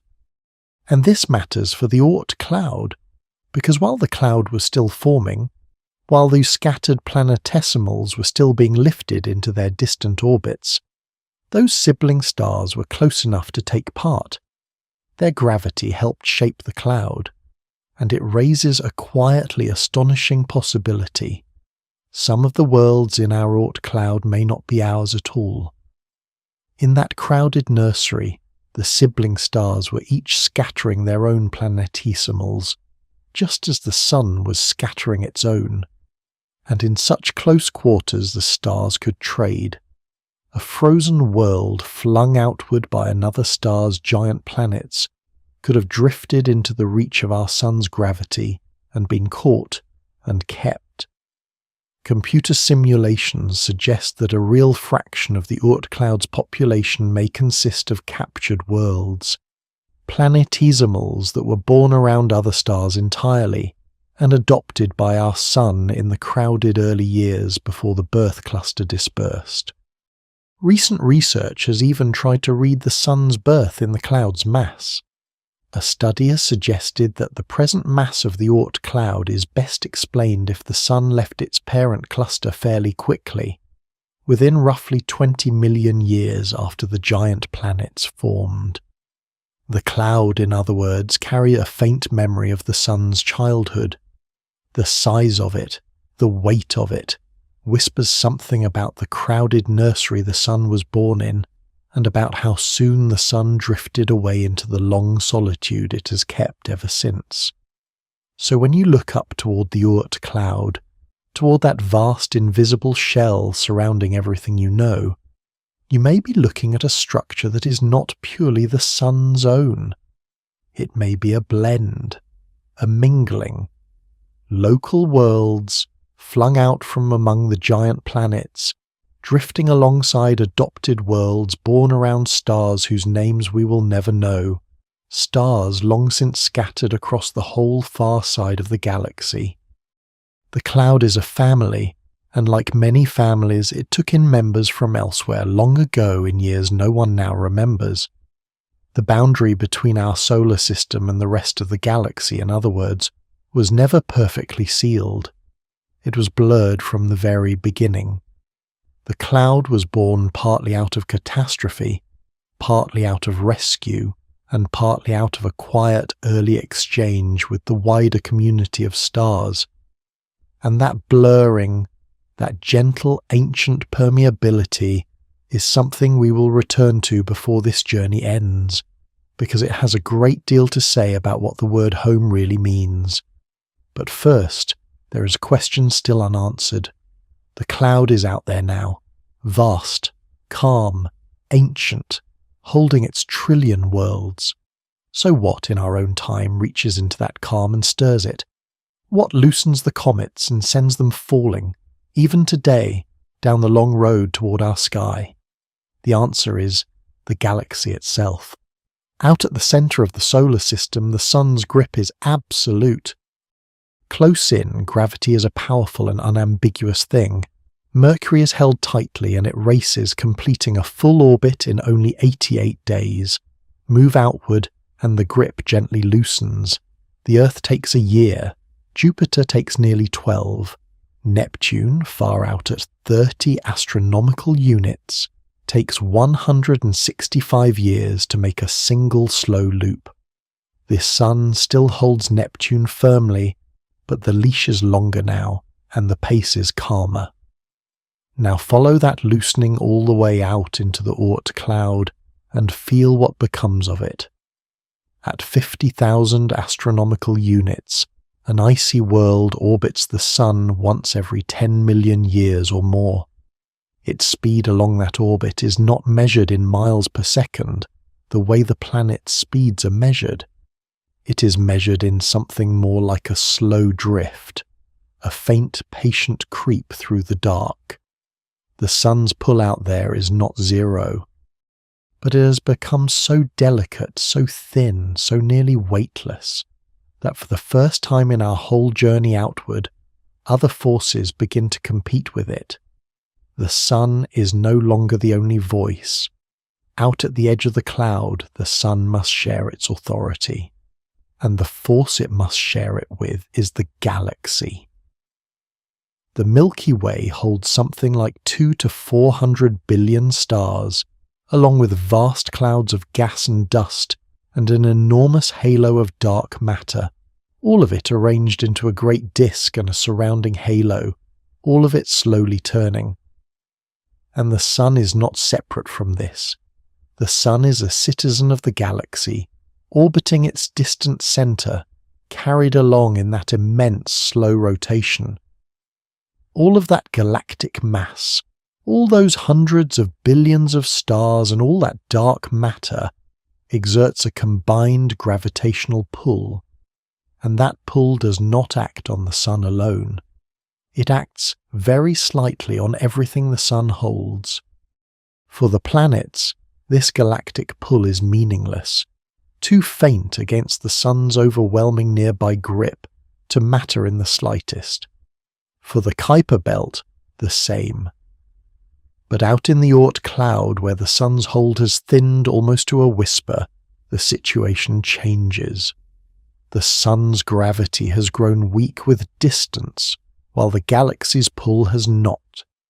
And so, somewhere out in the cloud, the two come into a rough and delicate balance.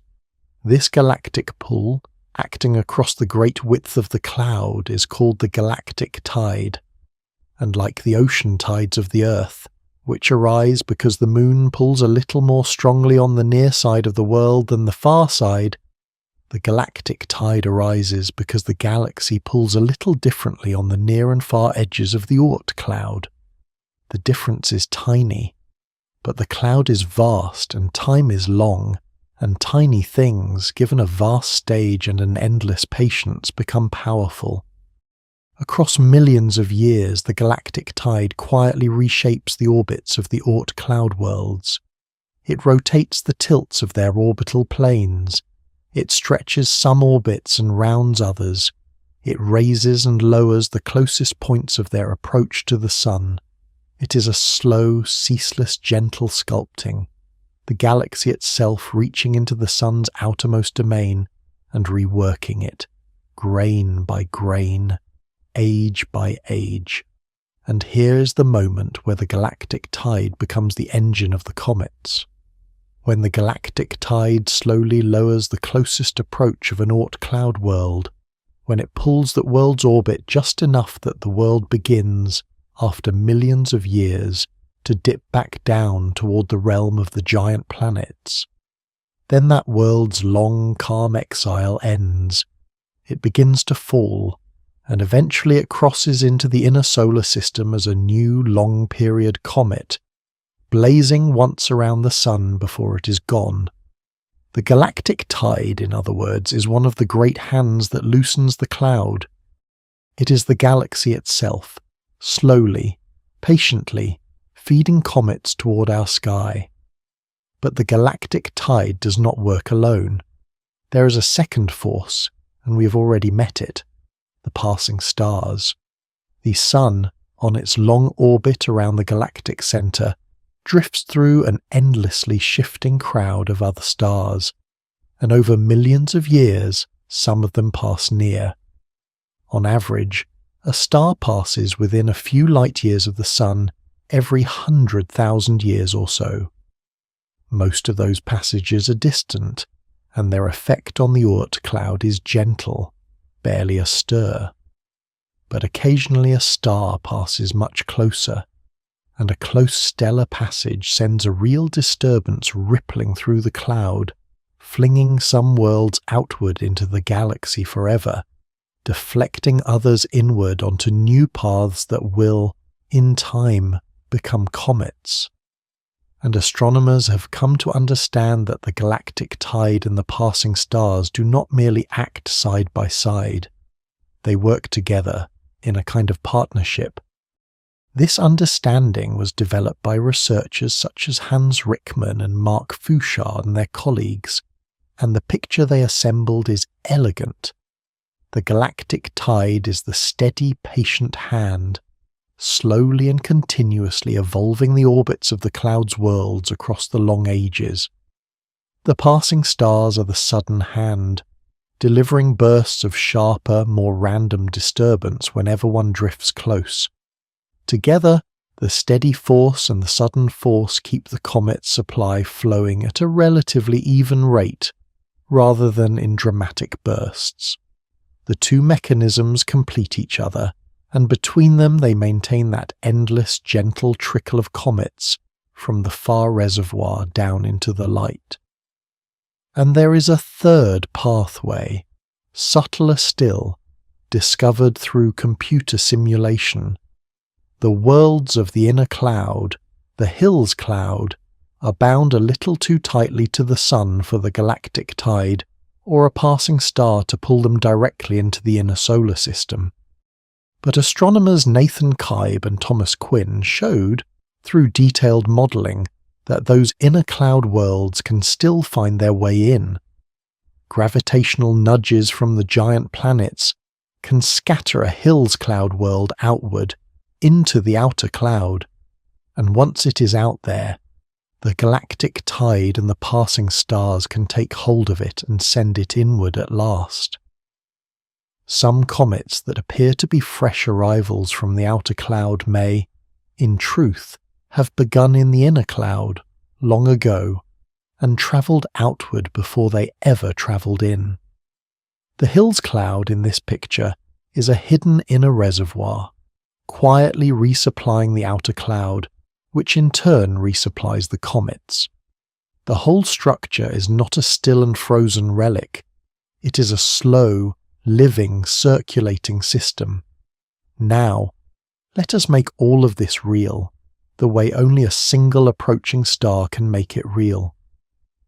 Among the hundreds of billions of stars in the galaxy, astronomers have identified one in particular whose path is bringing it toward us. It is a small, dim, orange star called Gliese 710. Today it lies about 64 light-years away, far off, faint, unremarkable. But Gliese 710 is moving, and the European spacecraft Gaia, which has measured the positions and motions of more than 1 billion stars with extraordinary precision, has charted its course. And the course leads here. In roughly 1 1/3 million years, Gliese 710 will pass through the outer reaches of our solar system, not near the planets. The planets will be entirely safe, entirely undisturbed. But Gliese 710 will pass deep into the Oort Cloud, into the denser inner region, coming within something like 10,000 astronomical units of the Sun, perhaps closer. And when it does, its gravity will reach into the cloud and stir it. Millions, perhaps billions, of icy worlds will feel the tug of the passing star. Some will be flung outward, lost to the galaxy forever. Others will be deflected inward, their closest approaches lowered, set onto the long falling paths that lead toward the inner solar system, and across the few million years that follow, the inner solar system will receive a long, slow shower of new comets, visitors loosened from the dark by the gravitational handshake of a star passing in the night. It is worth holding this gently, because it sounds dramatic, and yet it is not a catastrophe. It is not unusual. It is simply what the cloud does.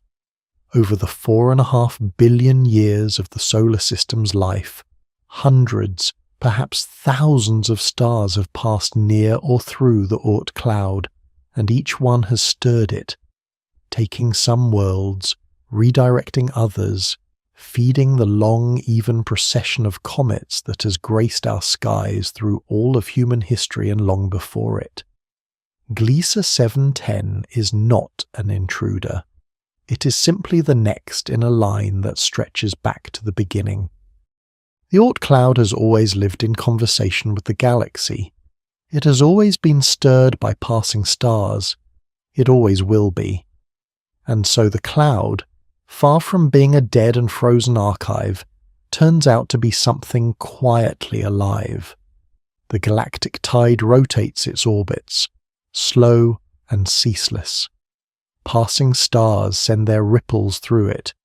The giant planets keep scattering material outward from within. Worlds drift between the inner cloud and the outer. Comets are loosed and fall toward the sun, and out at the cloud's edge other worlds are quietly lost to interstellar space. The Oort Cloud responds all the time to the galaxy around it, like a great thin membrane trembling gently in response to forces too slow and too vast for any human sense to feel. It is a strange and beautiful thing to rest in, this idea, that the outermost edge of your own solar system is not still, that it breathes in its way and shifts and answers the pull of the whole turning galaxy. That right now, as you lie here in the warm dark of one small room on one small world, trillions of frozen worlds are drifting on their million-year orbits at the edge of the sun's reach, and the entire Milky Way is leaning on them, gently, the way the moon leans on the sea.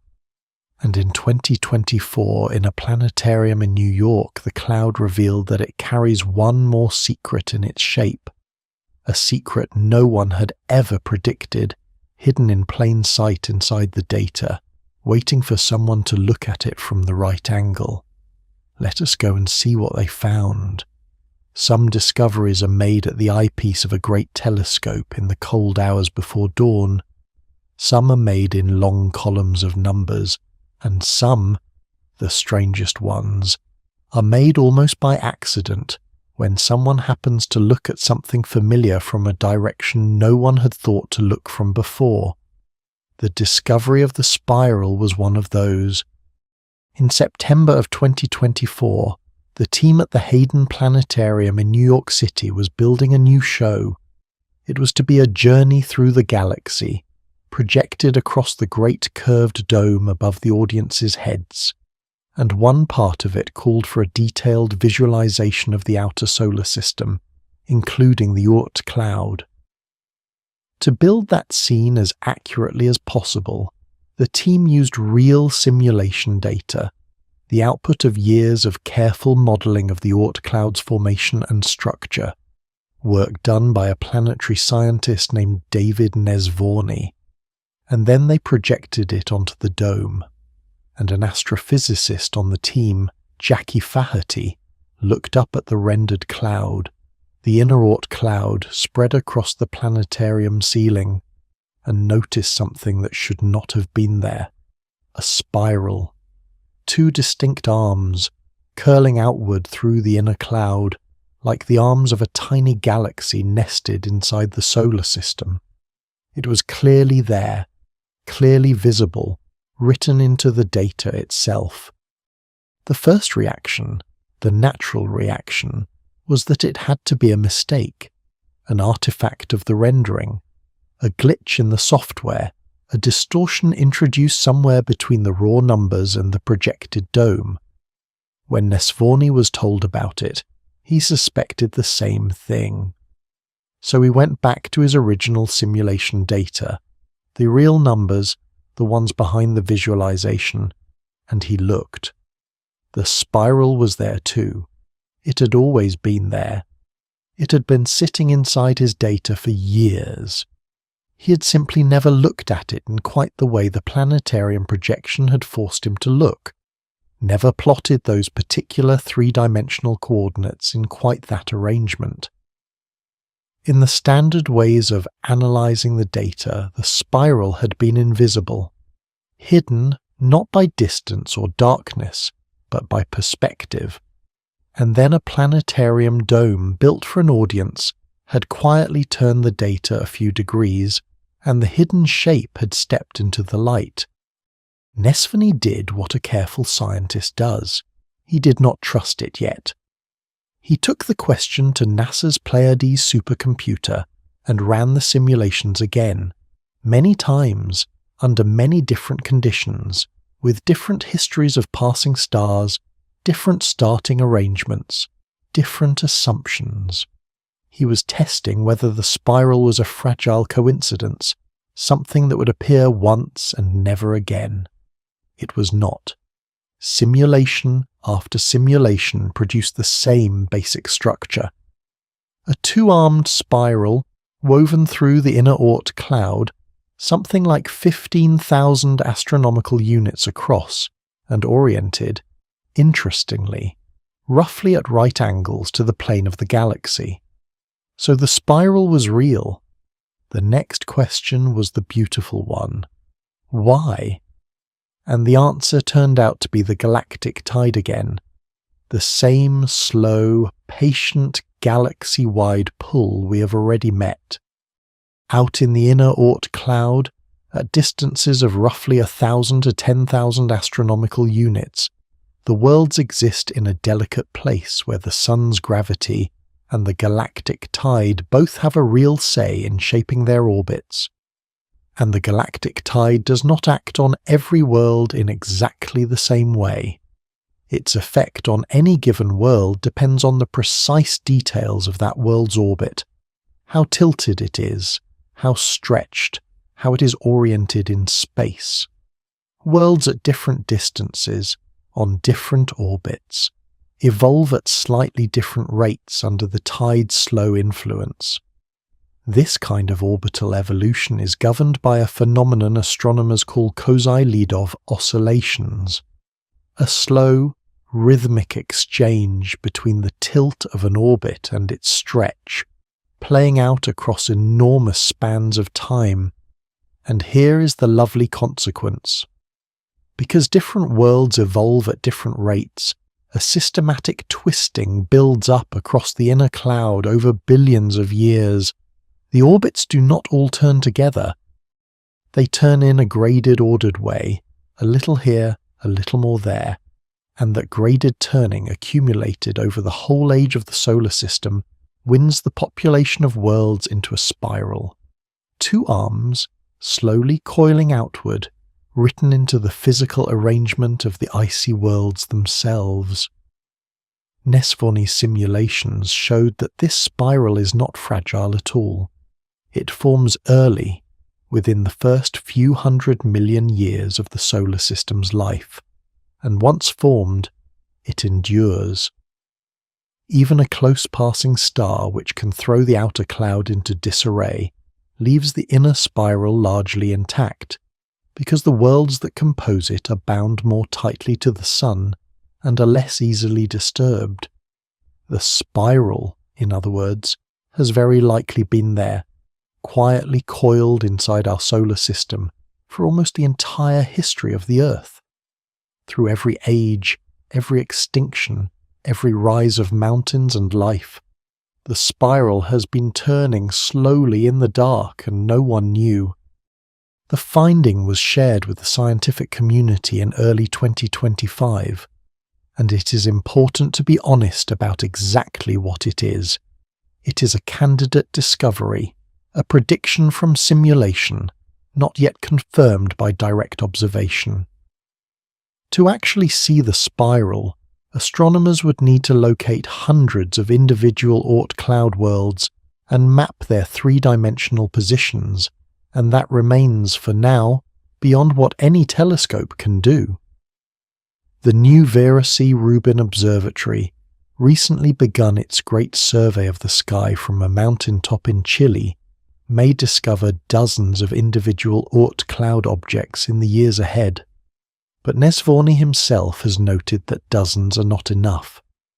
To trace a spiral, you would need hundreds. The shape, for now, lives in the simulations and in the mathematics. It waits for the day the telescopes can confirm it. But even as a prediction, the spiral changes something. For decades, the standard mental picture of the inner Oort cloud was a smooth, featureless, gently flattened scattering of ice, formless, like a fog. The spiral suggests something else entirely. It suggests that the Oort cloud has architecture, internal structure, pattern, and that this pattern was carved not by the Sun and not by the planets, but by the galaxy itself. The Milky Way's slow gravity has reached into the outermost room of our solar system and shaped the worlds there into a spiral that echoes, on a scale unimaginably smaller, the great spiral arms of the galaxy that shaped it. There is something almost unbearably gentle about that idea. The galaxy is a spiral, and deep inside one of its hundreds of billions of stars' domains, far out in the cold and the dark, a tiny spiral turns in answer, a faint reflection, a quiet rhyme, the same shape echoed from the vast down to the small. The inner Oort cloud carries the fingerprint of the whole Milky Way pressed into its form, and the spiral confirms one more time the deepest truth about the cloud, that it is not a dead thing. It is not a frozen archive, sealed and unchanging. It is a slow, living structure, shaped continuously by forces that operate on the timescales of worlds and galaxies. The tide turns its orbits. The stars send their ripples. The planets feed it from within. Worlds drift between its regions. Comets fall away toward the light, and through all of it, a spiral coils, patient and enormous in the dark. So now we have walked the whole of the cloud's nature. We know its shape, the flattened inner hills cloud, the spherical outer shell.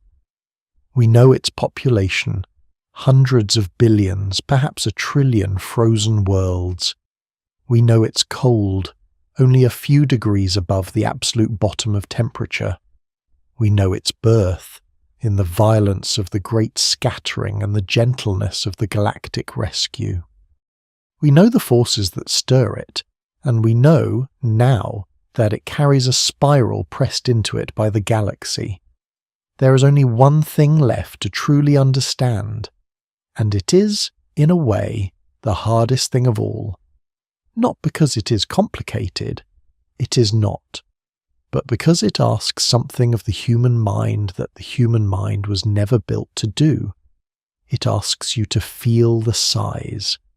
We have said the numbers, 100,000 astronomical units, 1.5 light years, a third of the way to the nearest star. But to say a number is not to feel it, and until you feel it, the Oort Cloud remains an abstraction, a fact you've been told, rather than a place you understand. So in the next part of our journey, we're going to do something slow and careful. We're going to take the scale of the Oort Cloud and build it up gently, piece by piece, comparison by comparison, until it stops being a number and becomes something you can almost stand inside. It will be the strangest and the largest thing you've ever tried to hold in your mind. And there is no hurry. We will build it together, slowly, in the dark. There is a difference between knowing a number and feeling it. You can read the sentence. The Oort Cloud may reach 100,000 astronomical units from the Sun, and you can understand every word of it. The sentence is clear. The number is exact. And yet the sentence does not land.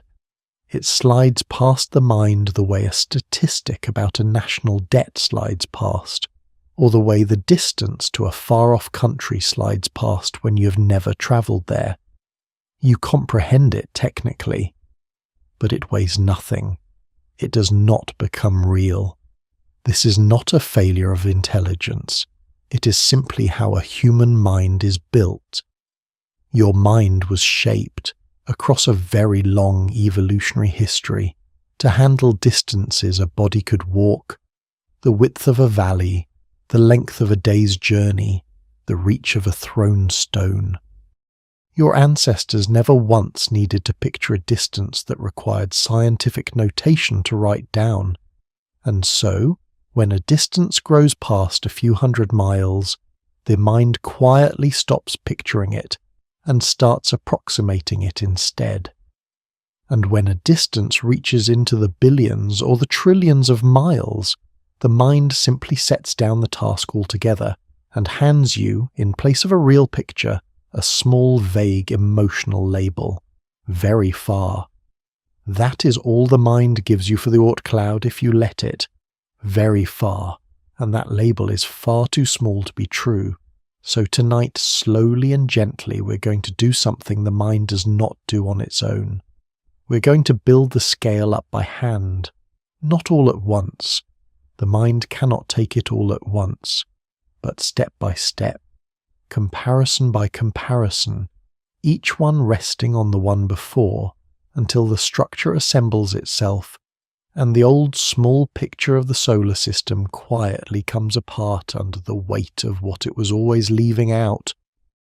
There is no need to hold on to the numbers. Let them pass through you. The feeling is what we are building, and the feeling will remain after every number is forgotten. Begin with something close, something your body half remembers. The distance from the Earth to the Sun, 1 astronomical unit, is about 93 million miles. Light, the fastest thing that exists, crosses that distance in a little over 8 minutes. The sunlight on your skin left the sun 8 minutes ago. And if you could somehow drive that distance, in an ordinary car, at an ordinary highway speed, without ever stopping, for fuel, for sleep, for anything, the journey would take about 170 years. several long human lifetimes, end to end, just to drive from the Earth to the Sun. Hold that. 1 astronomical unit, 1 ruler. Let it be the unit of everything that follows. Now go to Neptune, the outermost planet, at 30 astronomical units. Sunlight, which took 8 minutes to reach the Earth, takes about 4 hours to reach Neptune, and that same impossible car at highway speed would need something like 5,300 years to make the drive.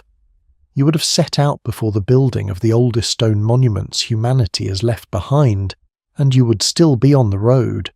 That is the outer edge of the planets. That is where the diagram ends. Push a little farther. The Kuiper belt fades out around 50 astronomical units. The heliopause, where Voyager crossed, sits near 120. These are the last landmarks most people have ever heard a name for. And beyond them, in the common picture, lies nothing. But now we step into the cloud, and I want you to feel each threshold as we pass it. The inner edge of the Hills Cloud, the inner Oort Cloud, is thought to begin somewhere around 2,000 astronomical units from the Sun. Take that lower figure, 2,000. Ooh. That is already 67 times farther from the Sun than Neptune. In plain miles, 2,000 astronomical units is roughly 186 billion miles. Sunlight needs about 11.5 days to cross it, and that highway car, still driving, still never stopping, would need something like 350,000 years to arrive. The entire span of our species, every human being who has ever lived, all of recorded and unrecorded human history, would unfold and complete itself many times over while the car was still on the road to the mere beginning of the Oort Cloud. But 2,000 astronomical units is only the threshold. It is the doorway, not the room. The Hills Cloud reaches outward from there to perhaps 20,000 astronomical units. At that distance, sunlight needs about 4 months to arrive. You're now 667 times farther from the Sun than Neptune is. The Sun still holds you. Your orbit still traces its vast, slow ellipse around it. But the Sun, seen from out here, is no longer a sun in any way your senses would recognize. It is simply an extremely bright star, a brilliant point among the other points. It gives you light to see by, in the sense that any bright star gives light. It gives you no warmth at all. Keep going. The outer Oort Cloud reaches outward from the Hills Cloud to at least 50,000 astronomical units. At 50,000, the Sun's light takes around 9.5 months to reach you, most of a year, for a single one-way crossing. You're now roughly 4/5 of a light year from the Sun, and still, you're inside the solar system, still gravitationally bound, still technically a resident of the same star's domain as the Earth, but the experience of it would be unrecognizable. The brightest star in your sky would be the Sun, and it would be nothing more than a sharp, bright point, casting no glow on the frozen surfaces around you, throwing no shadow, warming nothing, melting nothing. Out here you would orbit a star that gives you no more useful light than any other star in the sky, on a path so vast that a single loop would take millions of years to close, and now go all the way. Push out to the figure most often named as the cloud's outer boundary, 100,000 astronomical units. At 100,000 astronomical units, you're about 1.5 light years from the Sun. Sunlight needs 1.5 years to reach you. 1.5 years. Light itself, leaving the Sun, would have to travel for 1.5 years before it arrived at where you drift. And the Sun, from out here, would shine roughly as brightly as the star Sirius shines in the sky of Earth. A beautiful bright point, easy to find if you knew where to look, and as warm and as useful as Sirius is to anyone standing on the Earth, which is to say, not at all. The sun is still bright out here. It is simply no longer a sun. It is a star. One brilliant point among many. It gives light you can see, and never light you can feel. And you are still, even here, inside the solar system. 1.5 light years. Hold that gently in the dark. Proxima Centauri, the nearest star to our Sun, lies about 4.25 light years away. So if the Oort Cloud's outer edge truly sits at 1.5 light years, then the Sun's domain reaches more than 1/3 of the way to the next star. And by the bolder estimates, 2 light years, 3, the solar system might stretch halfway to Proxima Centauri, perhaps even farther. Which means the great dark gap between our Sun and its nearest neighbour is not, from edge to edge, empty interstellar void. A real and substantial fraction of that gap may still belong to us, still filled with our own trillion frozen worlds, still tracing their slow orbits around our own Sun. This is the point where the intuition simply gives up. The solar system reaching halfway to the nearest star does not compute. It feels like an exaggeration, and the mind wants to file it away as one. But it is not an exaggeration. It is the plain and direct consequence of one fact, that the Sun's gravity reaches enormously farther than the Sun's light, or the Sun's warmth, or the Sun's wind. The edge of the solar system is not the edge of the sunlight, it is the edge of the gravity, and the gravity reaches into the dark for light years. Now let us feel the same scale through time, because time may land in the body where distance cannot. Voyager 1, launched in 1977, is the most distant object human hands have ever made. It is racing outward from the Sun at roughly 38,000 miles an hour, far faster than any rifle bullet, far faster than anything in your experience.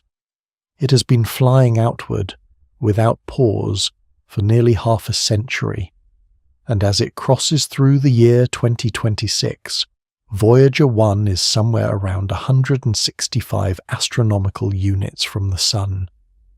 Now place that against the cloud. After 49 years of flight at 38,000 miles an hour, Voyager 1 has not yet covered even one part in 500 of the distance to the outer edge of the Oort Cloud. At its current speed, Voyager 1 would reach the inner edge of the Oort Cloud in roughly 300 years, and it would not pass through the outer boundary, would not finally clear the last faint fringe of the cloud for something like 30,000 years. 30,000 years. Let that settle.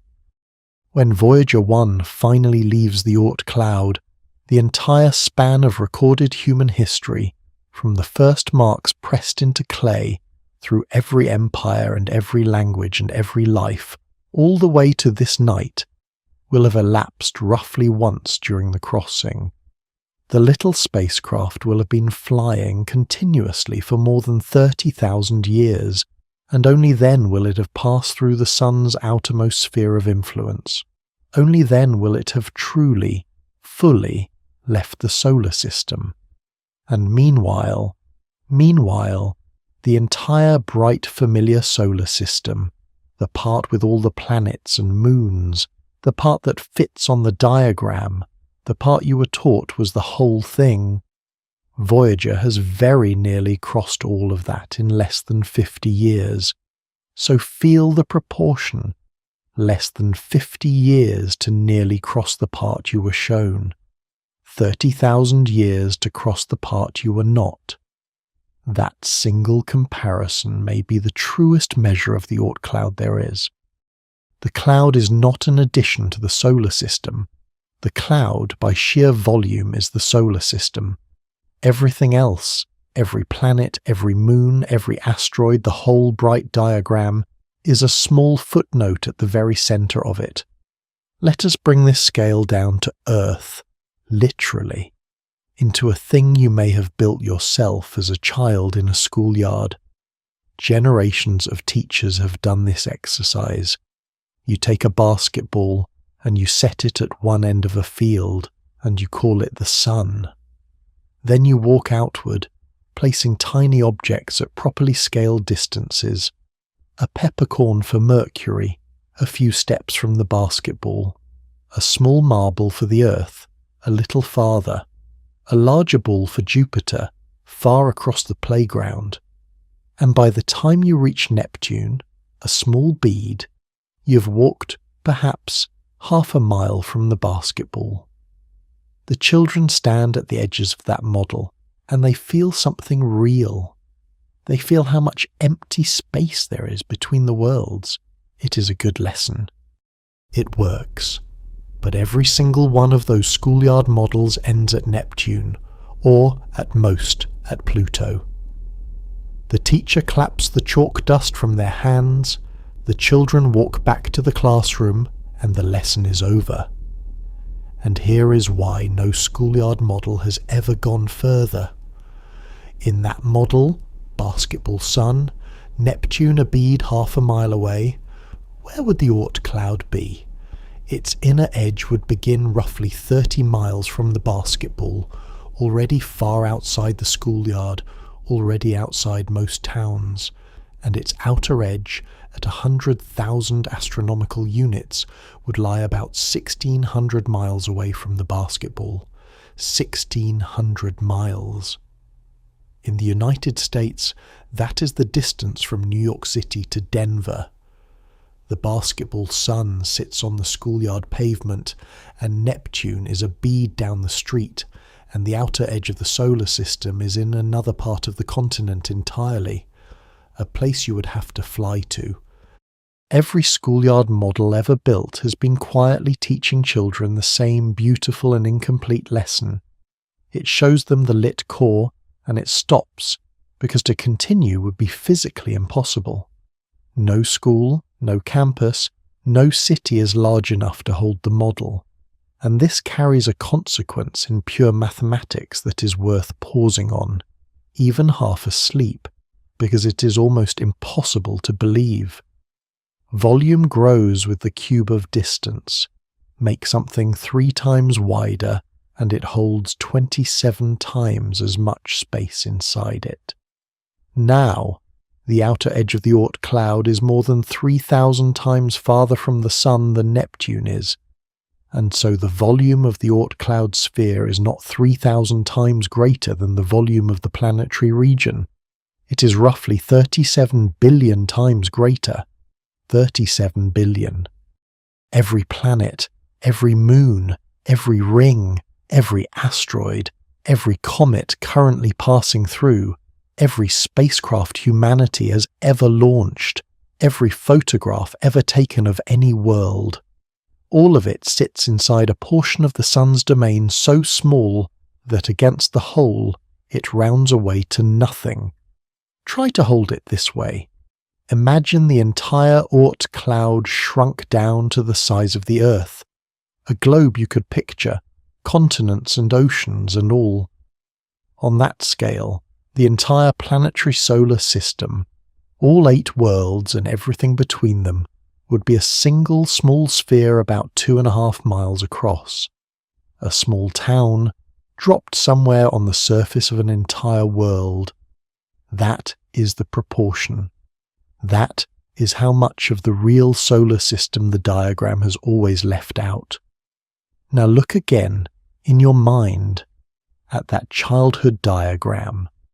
The neat row of planets, Mercury to Neptune, the picture you have carried all your life.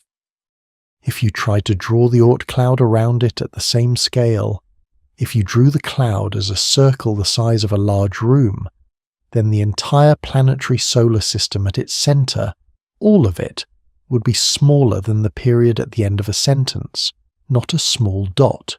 The period, the full stop, The whole realm of human space exploration, every mission and every triumph, reduced to a single point of ink, adrift inside a sphere that fills the room and reaches far beyond its walls. This is why the diagram exists in the form it does. It is not laziness, and it is not deception. It is simple geometry. There is no way to draw the planets large enough to see, and also include the Oort Cloud on the same page. The familiar diagram is not a simplification of the solar system. It is something more drastic. It is a portrait of less than a billionth of the real structure, presented gently and without comment as the whole. And there is one more strangeness to feel before we leave the matter of scale. We have spoken of how vast the cloud is, now feel how light it is. We touched on this before and let it rest. Now let us truly hold it. The Oort Cloud may contain 1 trillion worlds, and the combined mass of all of them, every frozen mountain, every icy world, every primordial snowball in that entire sphere reaching light years across, may amount to no more than a few times the mass of the Earth. By some estimates, considerably less. Set that against the planets. Jupiter alone has the mass of 318 Earths, Saturn 95. Even Uranus, the lightest of the giant planets, has the mass of about 14.5 Earths, and the entire Oort Cloud, spanning light years, holding 1 trillion worlds, may weigh less than Uranus. The single most voluminous structure in the whole solar system may also be one of its least massive. You could, in principle, gather the entire Oort Cloud together and compress it into a body smaller than a single ice giant planet.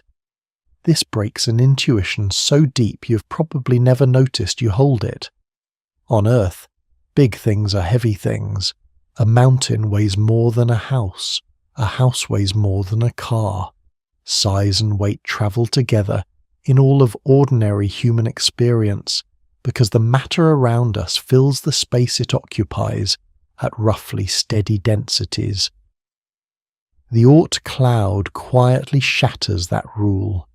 Its matter is spread so thinly through so enormous a volume that its average density is almost beyond expressing, emptier than the space between the planets, emptier than the space between nearby stars, approaching the emptiness of the great voids between the galaxies, and yet it holds 1 trillion solid worlds.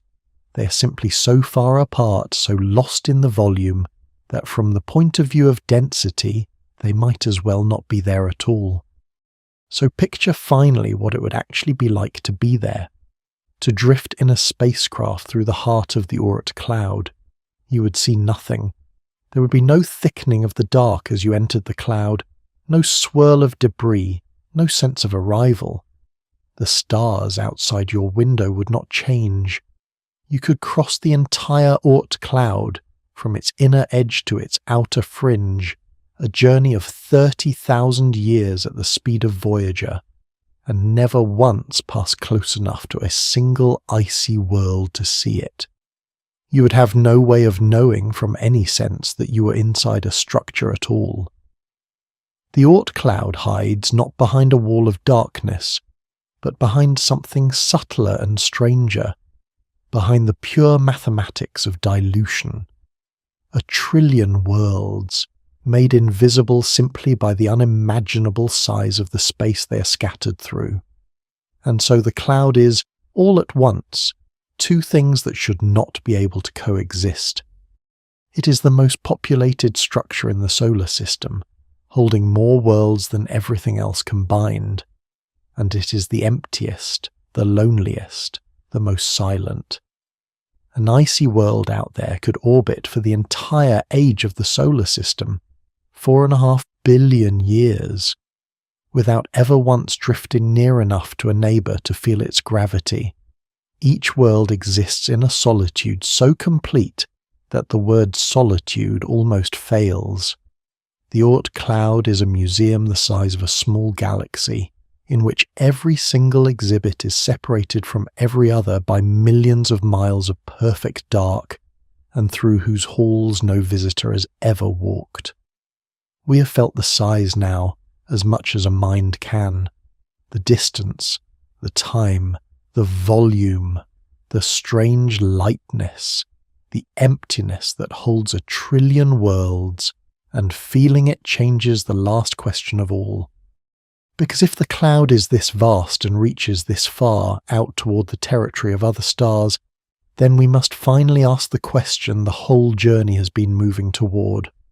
Where exactly does the solar system end? And the answer, gently, is going to be the strangest thing of all. Because the answer may be that it does not end. Not at any line, not anywhere. Every map a human being has ever drawn needed an edge. The coastline of a continent, the border of a country, the fence line at the bottom of a garden. Maps work because they have boundaries, clean lines that separate the inside from the outside, the here from the there, and the human mind loves those lines. It organizes the whole world by them. This is my home. That is the street. Beyond the street begins someone else's ground. The world makes sense because the categories have edges, and you can say, with confidence, which side of the line a thing is on. The solar system surely was meant to have an edge too. For centuries that edge was simply assumed, quietly built into every diagram and every description. The planets orbit the sun.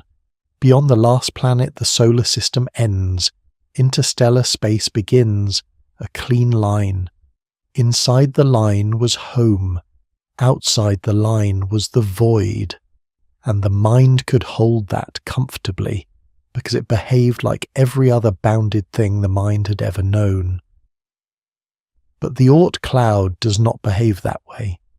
The Oort Cloud does not blur the line a little, or push it outward to some new and farther place where a fresh clean line could be drawn. The Oort Cloud does something far stranger and far gentler than that. It dissolves the very idea of an edge. The Oort Cloud reveals that the solar system does not end at all, it fades. And the region across which it fades is so vast and so gradual, and so thoroughly mingled with the wider gravity of the galaxy, that no line could be drawn anywhere along its length without being arbitrary, without being a line you chose, rather than a line the universe placed there. To understand why, follow the sun's grip all the way out, and feel it thinning as it goes. Close to the sun, gravity is overwhelming and unambiguous. At the inner cloud, the sun still dominates, but the galactic tide has grown strong enough to shape orbits over millions of years, and out at the far edge of the outer cloud, the sun's grip and the galaxy's pull come into rough balance. Neither one fully rules, and somewhere beyond that balance, the galaxy's influence finally exceeds the sun's, and an icy world there can no longer hold a stable orbit around our star. It is loosened, claimed by the wider Milky Way, carried away into interstellar space. Astronomers describe this with the idea of the sun's Hill sphere, the region within which the sun's gravity wins out over the tidal pull of the galaxy. For the sun, the Hill sphere has a radius of roughly 1 to 2 light-years, and it is no accident that this matches the outermost estimates for the edge of the Oort Cloud. The cloud reaches exactly as far as the sun's gravitational authority allows, and not one step farther. Its outer edge is not defined by anything about the cloud itself. It is defined by the point at which the galaxy takes over. But, and this is the heart of it, that transition is not a wall. It is not a line, it is a gradient, a slope. There is no single distance at which the sun's gravity suddenly switches off and the galaxy's tide suddenly switches on. Both forces act everywhere, at every distance, all the time. What changes as you move outward is only their ratio. Close in, the Sun outweighs the galaxy by factors of billions. At the inner cloud, the Sun still dominates, but the galaxy has begun to sculpt. At the outer cloud, the two forces stand in delicate balance, and the Sun's hold on any individual world becomes uncertain, contingent, provisional. Some worlds out there are bound, others are not. And which is which depends on the fine details of each world's particular orbit, its exact speed and direction, and the entire history of gravitational nudges it has received from every star that has passed in 4.5 billion years. So the outer edge of the solar system is not a boundary in any physical sense at all. It is something closer to a probability. The fraction of worlds that are truly bound to the Sun simply decreases, gradually and smoothly with distance, from nearly all of them at the inner cloud to essentially none of them far out where the galactic tide has swept everything clean. There is no point where you cross from inside to outside. There is only a vast transitional region, light years deep, where belonging to the solar system becomes slowly, gently, less and less certain, and less meaningful. Think about what that means for a single world drifting at the outer edge of the cloud. That world does not know it is in the solar system. It has no sense of the Sun as anything special. To that world, the Sun is one distant star among many, exerting a pull barely distinguishable from the combined pull of everything else in the galactic neighborhood. Its orbit is not a clean ellipse. It is a slow, wandering, endlessly perturbed path that might keep it bound to the Sun for another billion years, or might be undone by the next passing star and let it drift away forever into the dark between the stars. Its membership in our solar system is provisional, temporary, a gravitational accident that any close encounter could quietly cancel. And here is the thought that takes the edge apart completely. If the solar system has no firm boundary, if it simply fades, then the space between the stars is not what we imagine either. We picture the galaxy as a scattering of isolated stars, each one a bright island, with vast empty oceans of nothing between them. But if every star has an Oort cloud, and there is every reason to think that clouds like ours are a common outcome of how planetary systems form, then the picture changes. Then each star sits at the center of an enormous gravitational domain, a faint, vast sphere of influence reaching outward for light years, and those domains reach toward one another across the dark. They may not physically overlap in any dense or detectable way. The worlds are far too sparse for that. But the spheres of influence begin to nest against each other, with only a narrow stretch of true no man's land between them. In that picture, the galaxy is not a scattering of isolated islands at all. It is a mosaic. A great fitted pattern of overlapping gravitational territories, each one a star at the center of its own faint cloud of ice. You would not leave one solar system and then travel for ages through pure emptiness before arriving at the next. You would leave one star's fading grip and almost immediately drift into the slowly strengthening grip of the next. The space between the stars is not a desert with rare oases. It is a continuous landscape of overlapping, fading domains, partitioned among the stars with no clean gaps anywhere.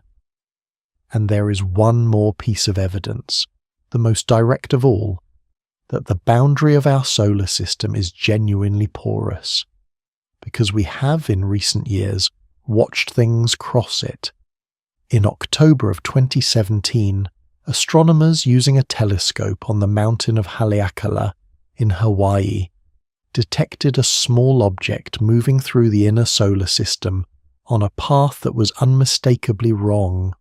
Wrong, that is, for anything that belonged here. Its orbit was not a closed ellipse. It was an open, hyperbolic curve. The object was not bound to the sun at all.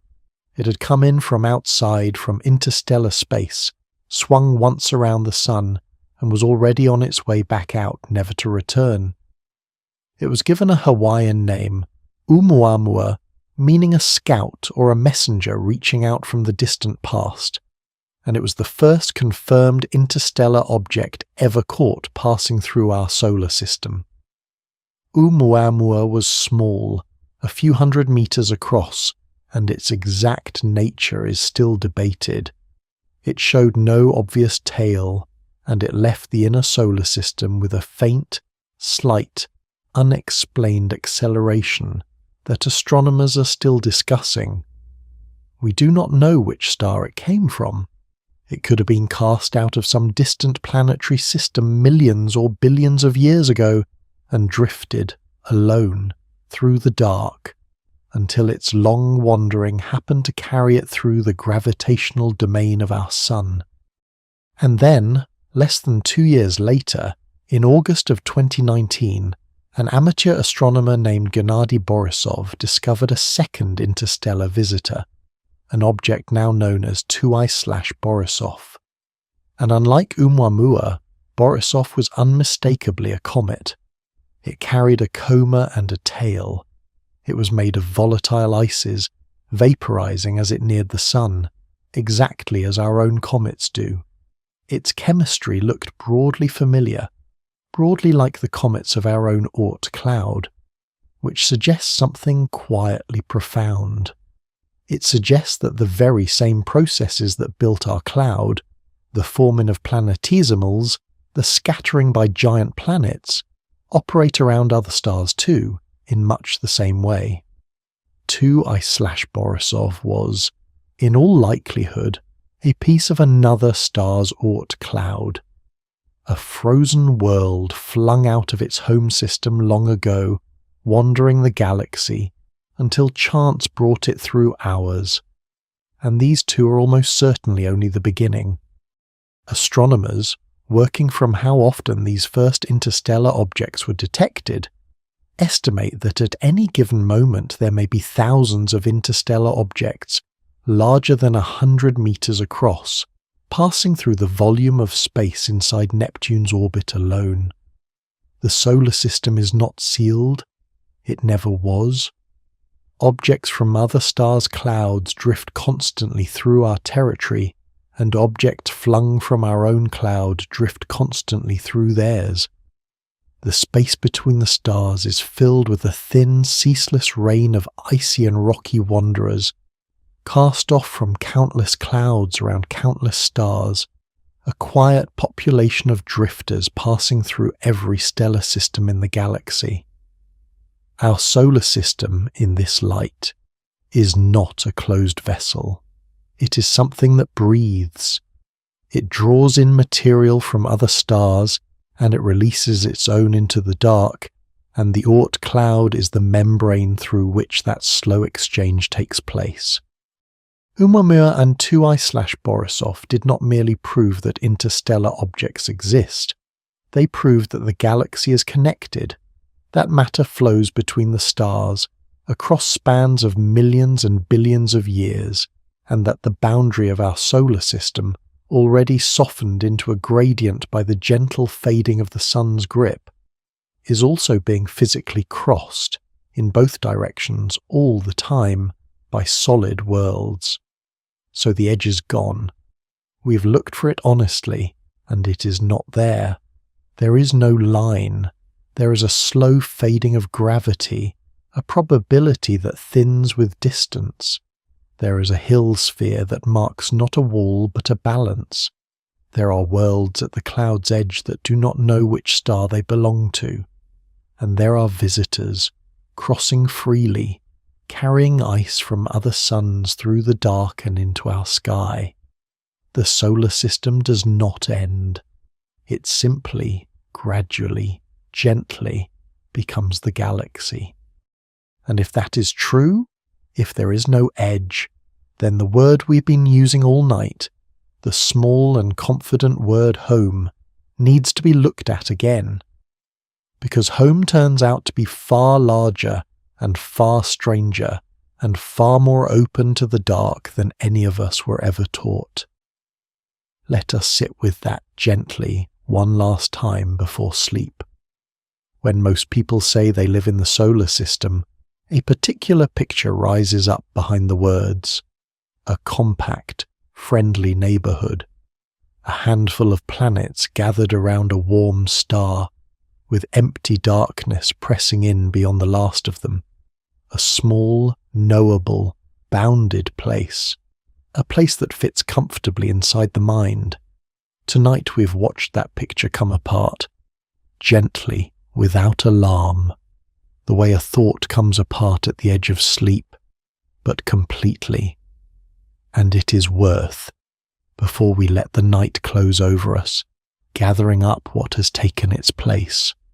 Because what has taken its place is not a smaller home, or a colder one. It is a larger and far more remarkable one than anyone ever drew on a classroom wall. Home is not a tidy arrangement of 8 planets. Home is a vast sphere of gravitational belonging, reaching outward from the sun for 1, 2, perhaps 3 light years in every direction. Home is mostly dark. Home is mostly empty. Home holds, in its great frozen outer reaches, 1 trillion icy worlds that no human eye has ever seen and no human instrument has ever touched.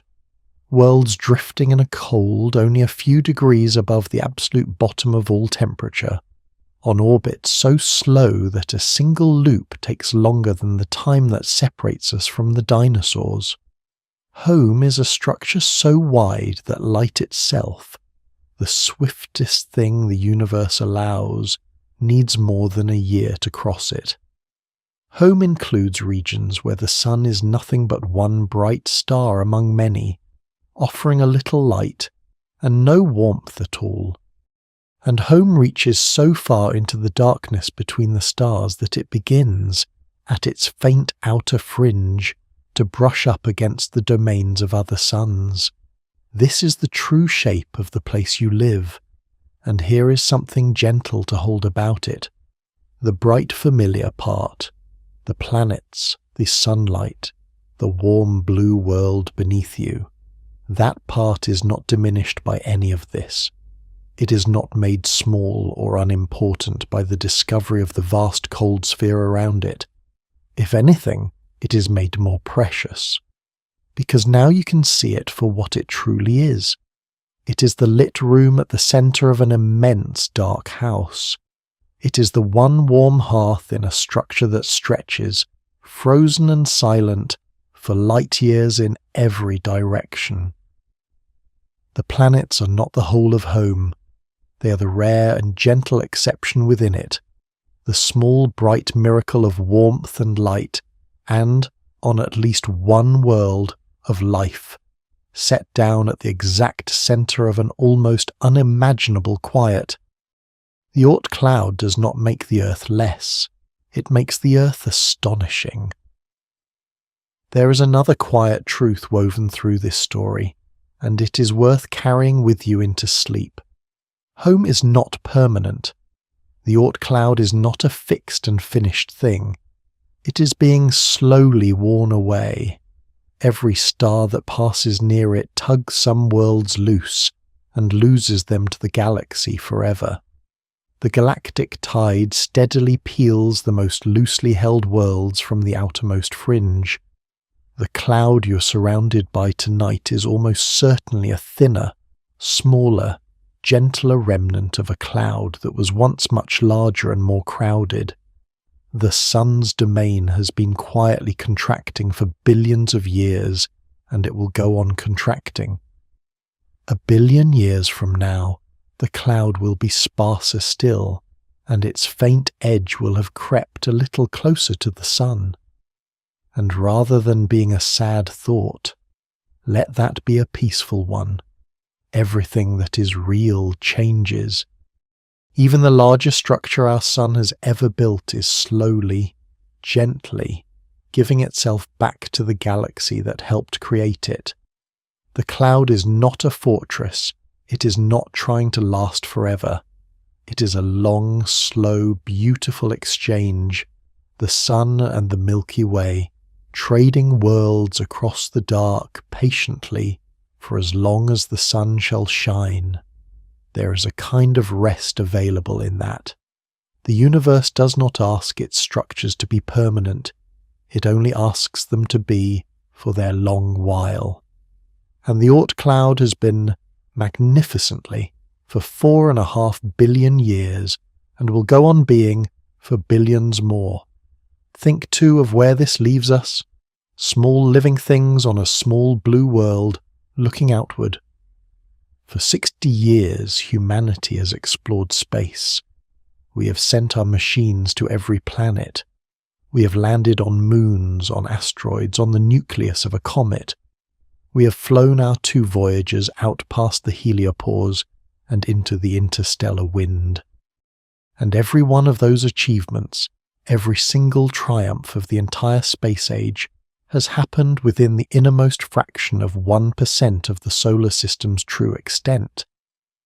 The Oort Cloud lies beyond our reach by a margin so enormous that no technology anyone has yet imagined could carry a human being there within a human lifetime, or within 100 lifetimes. The overwhelming majority of our own solar system will remain unvisited, unphotographed, unexplored, not for decades, not for centuries, but for spans of time that may outlast human civilization itself. The Oort Cloud is ours. We claim it rightly, as part of our cosmic address, and we will almost certainly never go there. We know it exists only because of the comets it sends us, frozen letters lobbed gently inward from a shore we will never walk. There is a particular kind of beauty in that, if you let yourself feel it. To have a home so large that you can never see most of it. To belong to a structure so vast that you must take the greater part of it on faith and on mathematics, and on the testimony of the comets. It is humbling, but it is not lonely. It is the opposite of lonely. It means that home is bigger than you ever dared to imagine, that it was always bigger, reaching out into the dark in every direction, holding its trillion silent worlds, long before anyone knew enough to wonder. And here, finally, is the thought to carry down into sleep, the thought that the whole of this long journey has been quietly moving toward.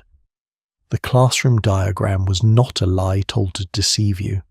It was a lie of love, almost, a simplification, offered because the truth would not fit on the page, because the truth would not fit in a young mind, because the truth, frankly, barely fits in any mind at all. The diagram showed you the planets because the planets are close and bright and drawable. It left out the Oort Cloud because the Oort Cloud is far and dark and silent, and because no honest drawing of it could ever share a page with the worlds you needed to learn the names of. But you're not a child looking at a poster anymore. You are someone lying in the warm dark at the end of a long day, and you can hold the real thing now. You can let the small picture go and let the true one settle in its place. And feel, not fear, there is nothing here to fear, but a kind of vast and quiet wonder. You live inside a sphere of ice and gravity and silence that reaches 1/3 of the way to the nearest star. You always have. Every night of your life you have slept at the warm, bright centre of something light years wide. The frozen worlds were always out there, turning slowly in the dark, held by the same sun that warms your face. You simply never knew to picture them, and now you do. There is a frozen world somewhere out there right now, the size of a mountain, drifting in absolute darkness, perhaps 70,000 astronomical units from the sun. It has been on its orbit for 4 billion years. It has never been warmed. It has never been seen. It has never been touched by any signal or instrument from the Earth, and yet it belongs to your solar system, held by the sun's gravity on a slow path that takes something like 18 million years to complete. From its surface, if surface is even the right word for a thing so cold, the sun would still be the single brightest star in the sky, outshining every other point of light, and it would be nothing more than a point. It would cast no shadow. It would give no warmth. It would light nothing. The constellations seen from that distant world would look almost exactly like the constellations seen from the Earth, because even 70,000 astronomical units is too small a step to shift the patterns of the far stars. That frozen world is inside your home. It is as much a part of your solar system as the ground beneath your bed, and it drifts in a cold and a silence and a dark so complete that in every way that human experience can measure, it already lives in the space between the stars.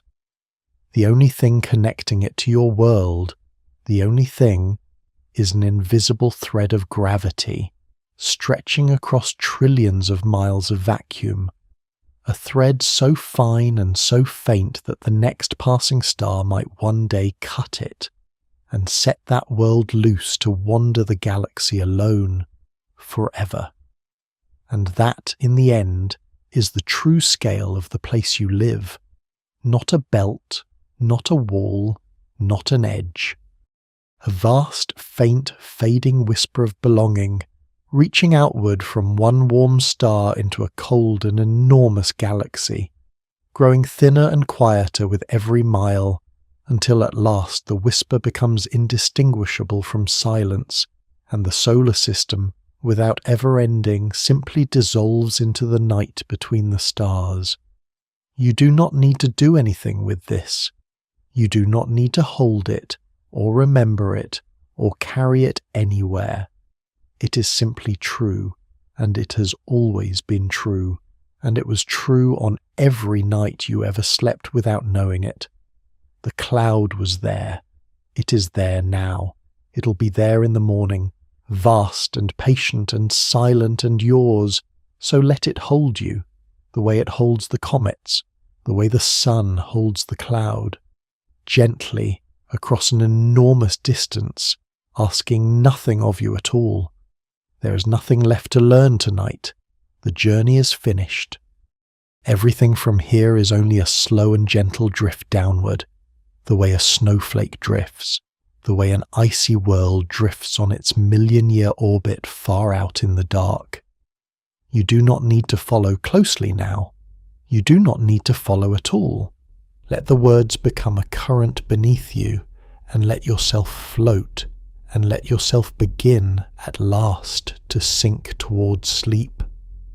Let us simply drift back through the places we have been, slowly, the way you might walk back through the rooms of a great house at the end of a long day, turning down the lights one by one. We began at the diagram, the familiar picture, the bright sun, the 8 planets in their neat and obedient rings, the background fading quietly to black, and we found that the picture was not false, only small, only the lit room at the centre of something far larger. We opened the door and we walked out. We passed the sun, that sphere of glowing plasma, turning 4 million tons of itself into light every second. We passed Mercury, close and scorched. We passed Venus beneath its endless clouds, and the Earth, a small blue point, and rust-coloured Mars. We drifted through the asteroid belt and found it almost empty, a gentle scattering of stone, far quieter than its reputation. We passed mighty Jupiter and ringed Saturn and cold Uranus, and at last deep blue Neptune, the final planet, out at 30 astronomical units, moving so slowly that a single year there last 165 of ours, and we did not stop. That was the whole of it. We did not stop where the diagram stopped. We drifted on into the Kuiper Belt, that flattened ring of frozen worlds, the true home of Pluto, unknown to anyone until 1992. And we found that it too was only a porch, a hint that the property reached farther. We passed the scattered disk and distant Eris and lonely Sedna on its 11,000-year orbit, a signpost pointing outward towards something vaster still. We reached the heliopause at 120 astronomical units, where the sun's wind finally yields to the gas between the stars. And we learned the gentlest and most important lesson of the night, that this was a wind boundary, not a gravity boundary. That Voyager, crossing it, had stepped off the porch but not left the country, that the true reach of the sun extends 1,000 times farther into the dark. We listened to the comets, the long-period comets, falling inward from every direction in the sky, from above and below and every angle between, and we understood that their random spherical arrival was a fingerprint, that it pointed with the quiet certainty of geometry to a vast spherical reservoir surrounding the sun on every side. We watched Hale-Bopp hang in the sky of 1997 and Hyakutake sweep past in 1996 with its long faint tail, each one a frozen messenger from the deep cold, each one returning to a darkness it would not leave again for tens of thousands of years. We met Jan Hendrik Oort in 1950, with his 19 comet orbits and his notebook, finding the clustering that no coincidence could explain, and giving his name, in time, to the great cloud at the edge of everything. We went inside that cloud.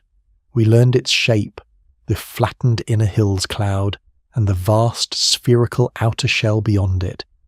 We learned its trillion frozen worlds, made of water ice and frozen gases and dust. Dark and small and unimaginably cold, only a few degrees above the absolute bottom of temperature. We learned that all those trillion worlds together might weigh no more than a few Earths, that the largest structure in the solar system is also one of the lightest, one of the emptiest, one of the most silent. We watched the cloud being born in the violence of the great scattering, when the giant planets migrated and flung the icy planetesimals in every direction, and the galaxy gently caught and lifted the survivors into the shell that surrounds us now. We learned that some of those worlds may not even be the sun's own, that they may be adopted, captured long ago from sibling stars in the crowded nursery where the sun was born. We felt the forces that stir the cloud, the slow, patient galactic tide, the sudden ripple of passing stars, the two of them working together to feed the endless gentle trickle of comets toward our sky. We learned of Gliese 710, the small orange star that will drift through the outer cloud in a little over 1 million years, stirring it as so many stars have stirred it before. We saw the spiral, the two coiled arms hidden inside the inner cloud, discovered almost by accident on a planetarium dome, written there by the galaxy's own slow gravity, a tiny echo of the Milky Way's great spiral arms turning quietly in the dark for billions of years. And we felt the scale. We built it up slowly, piece by piece. The highway car that would need 350,000 years to reach the cloud's mere beginning. Voyager, the fastest thing we've ever made, needing 30,000 years to cross the cloud from edge to edge. The schoolyard model that would have to stretch 1,600 miles from one part of a continent to another. The volume 37 billion times greater than the realm of the planets. The whole bright solar system shrunk to a single point of ink, a full stop, adrift inside a room-sized circle of dark. And at last we found that there was no edge at all, only a gradient.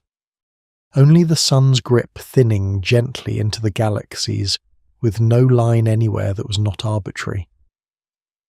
We watched Oumuamua and 2I/Borisov drift in from other stars and pass on through, proof that the boundary is porous, that the galaxy is connected, that home breathes, drawing in worlds from other suns, releasing its own into the dark. And we understood finally what home truly is. Not a tidy neighbourhood, a vast sphere of belonging, light years wide, mostly frozen, mostly silent, mostly unseen, with one small, warm, bright miracle of planets and sunlight and life at the very centre of it.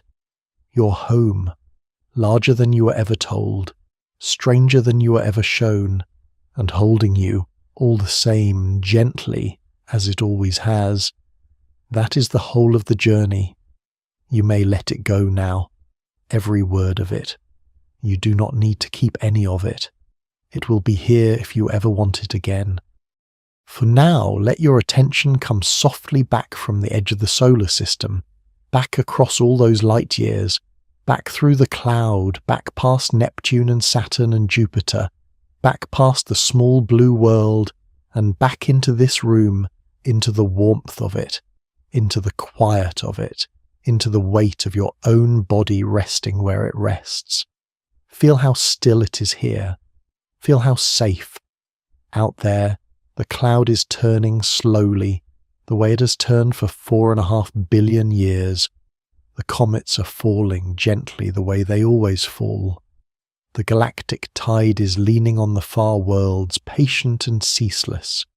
The spiral is coiling by fractions of a degree across ages too long to feel. None of it is hurried.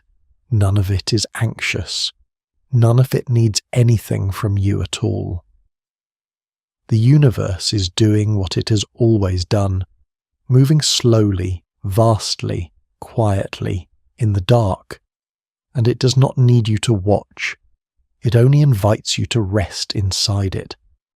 You're a small, warm living thing at the centre of an enormous and gentle structure. You are held by the same sun that holds 1 trillion frozen worlds. You belong to something far larger than you can see, and that belonging asks nothing of you tonight but this, that you let go and grow heavy and sink. So let your breathing slow now. Let it become long and soft and even, something you no longer have to think about, something that simply happens, the way an orbit simply happens, the way the cloud simply drifts. With each breath out, let a little more of the day leave you. Let your shoulders grow heavier. Let your hands grow heavy. Let the small muscles around your eyes, which have worked all day, finally rest. There is nowhere you need to be. There is nothing you need to solve. The thoughts that are still moving, let them move the way the distant comets move, slowly, far away, on their own quiet paths, needing nothing from you. You do not have to follow them. You can simply watch them drift and grow smaller and fade the way a comet fades back into the dark. You are drifting now, the way a frozen world drifts at the edge of the sun's reach, unhurried, weightless, held by a thread of gravity so gentle you cannot feel it, and so faithful it will never let you go. There is no cold here, only the warmth of this room, and the soft dark and the slow tide of your own breath, carrying you outward, gently, away from the day, into sleep. Let the sun become a distant star. Let the day become a small bright point, far behind you, growing fainter. Let the silence of the great cloud settle over you like something soft drawn up to your shoulders. And as you drift, let the journey come back to you one last time, not as facts to hold, but as a slow, quiet picture you can sink through, the way you would sink through warm, still water. Remember the map you were given all those minutes ago? The neat little row of planets, bright and orderly, ending at Neptune. Let it appear in your mind soft and small, and then let it grow gently larger, the way the truth grew larger as we travelled. Let the edges of it dissolve. Let it open outward into the real thing, the vast dark sphere, the trillion frozen worlds, the cloud reaching out and out across the light years. There is no need to study it now, only to see it, dim and enormous and calm, turning slowly in the dark all around you. Remember the comets, the gentle messengers, falling inward from the cold, one by one, each on its own long patient path. Picture one of them now, far away, a small bright thread of light drifting slowly down the dark toward a distant star. It is in no hurry.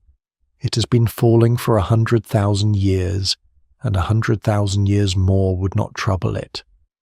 Watch it drift, and let your own thoughts drift beside it, just as slowly, just as far away, needing nothing, going gently nowhere.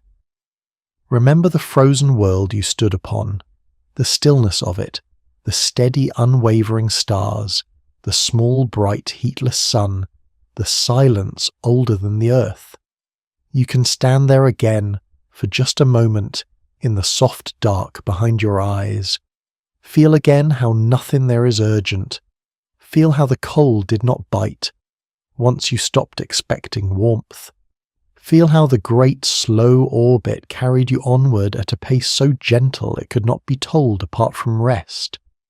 That is where you're going now, in your own quiet way, into a place where nothing is urgent, where the only motion is a slow and faithful drift. And remember the spiral, the great soft coil hidden in the inner cloud, turning by fractions of a degree across ages too long to feel. Let your mind rest on that slowness. There is something in the universe so patient that 1,000,000 years is a single gentle step. You are allowed tonight to borrow a little of that patience. Nothing has to be finished. Nothing has to be solved. Everything has all the time in the world, and so do you. The worlds are out there, turning in the dark. They will keep turning while you sleep. The cloud will hold its trillion frozen worlds through every hour of the night, and it will still be holding them when the light returns. Nothing out there needs your attention now. Everything is exactly where it should be. Everything is moving exactly as slowly as it should move. And you're drifting down and down and gently down into the deep quiet at the center of your vast and silent home. Rest now. The cloud will keep its long watch in the dark, and you do not have to do anything at all but sleep. Sleep well, and whenever you are ready to drift among the stars again, deep space slumber will be here, waiting quietly, with another journey into the dark. Good night.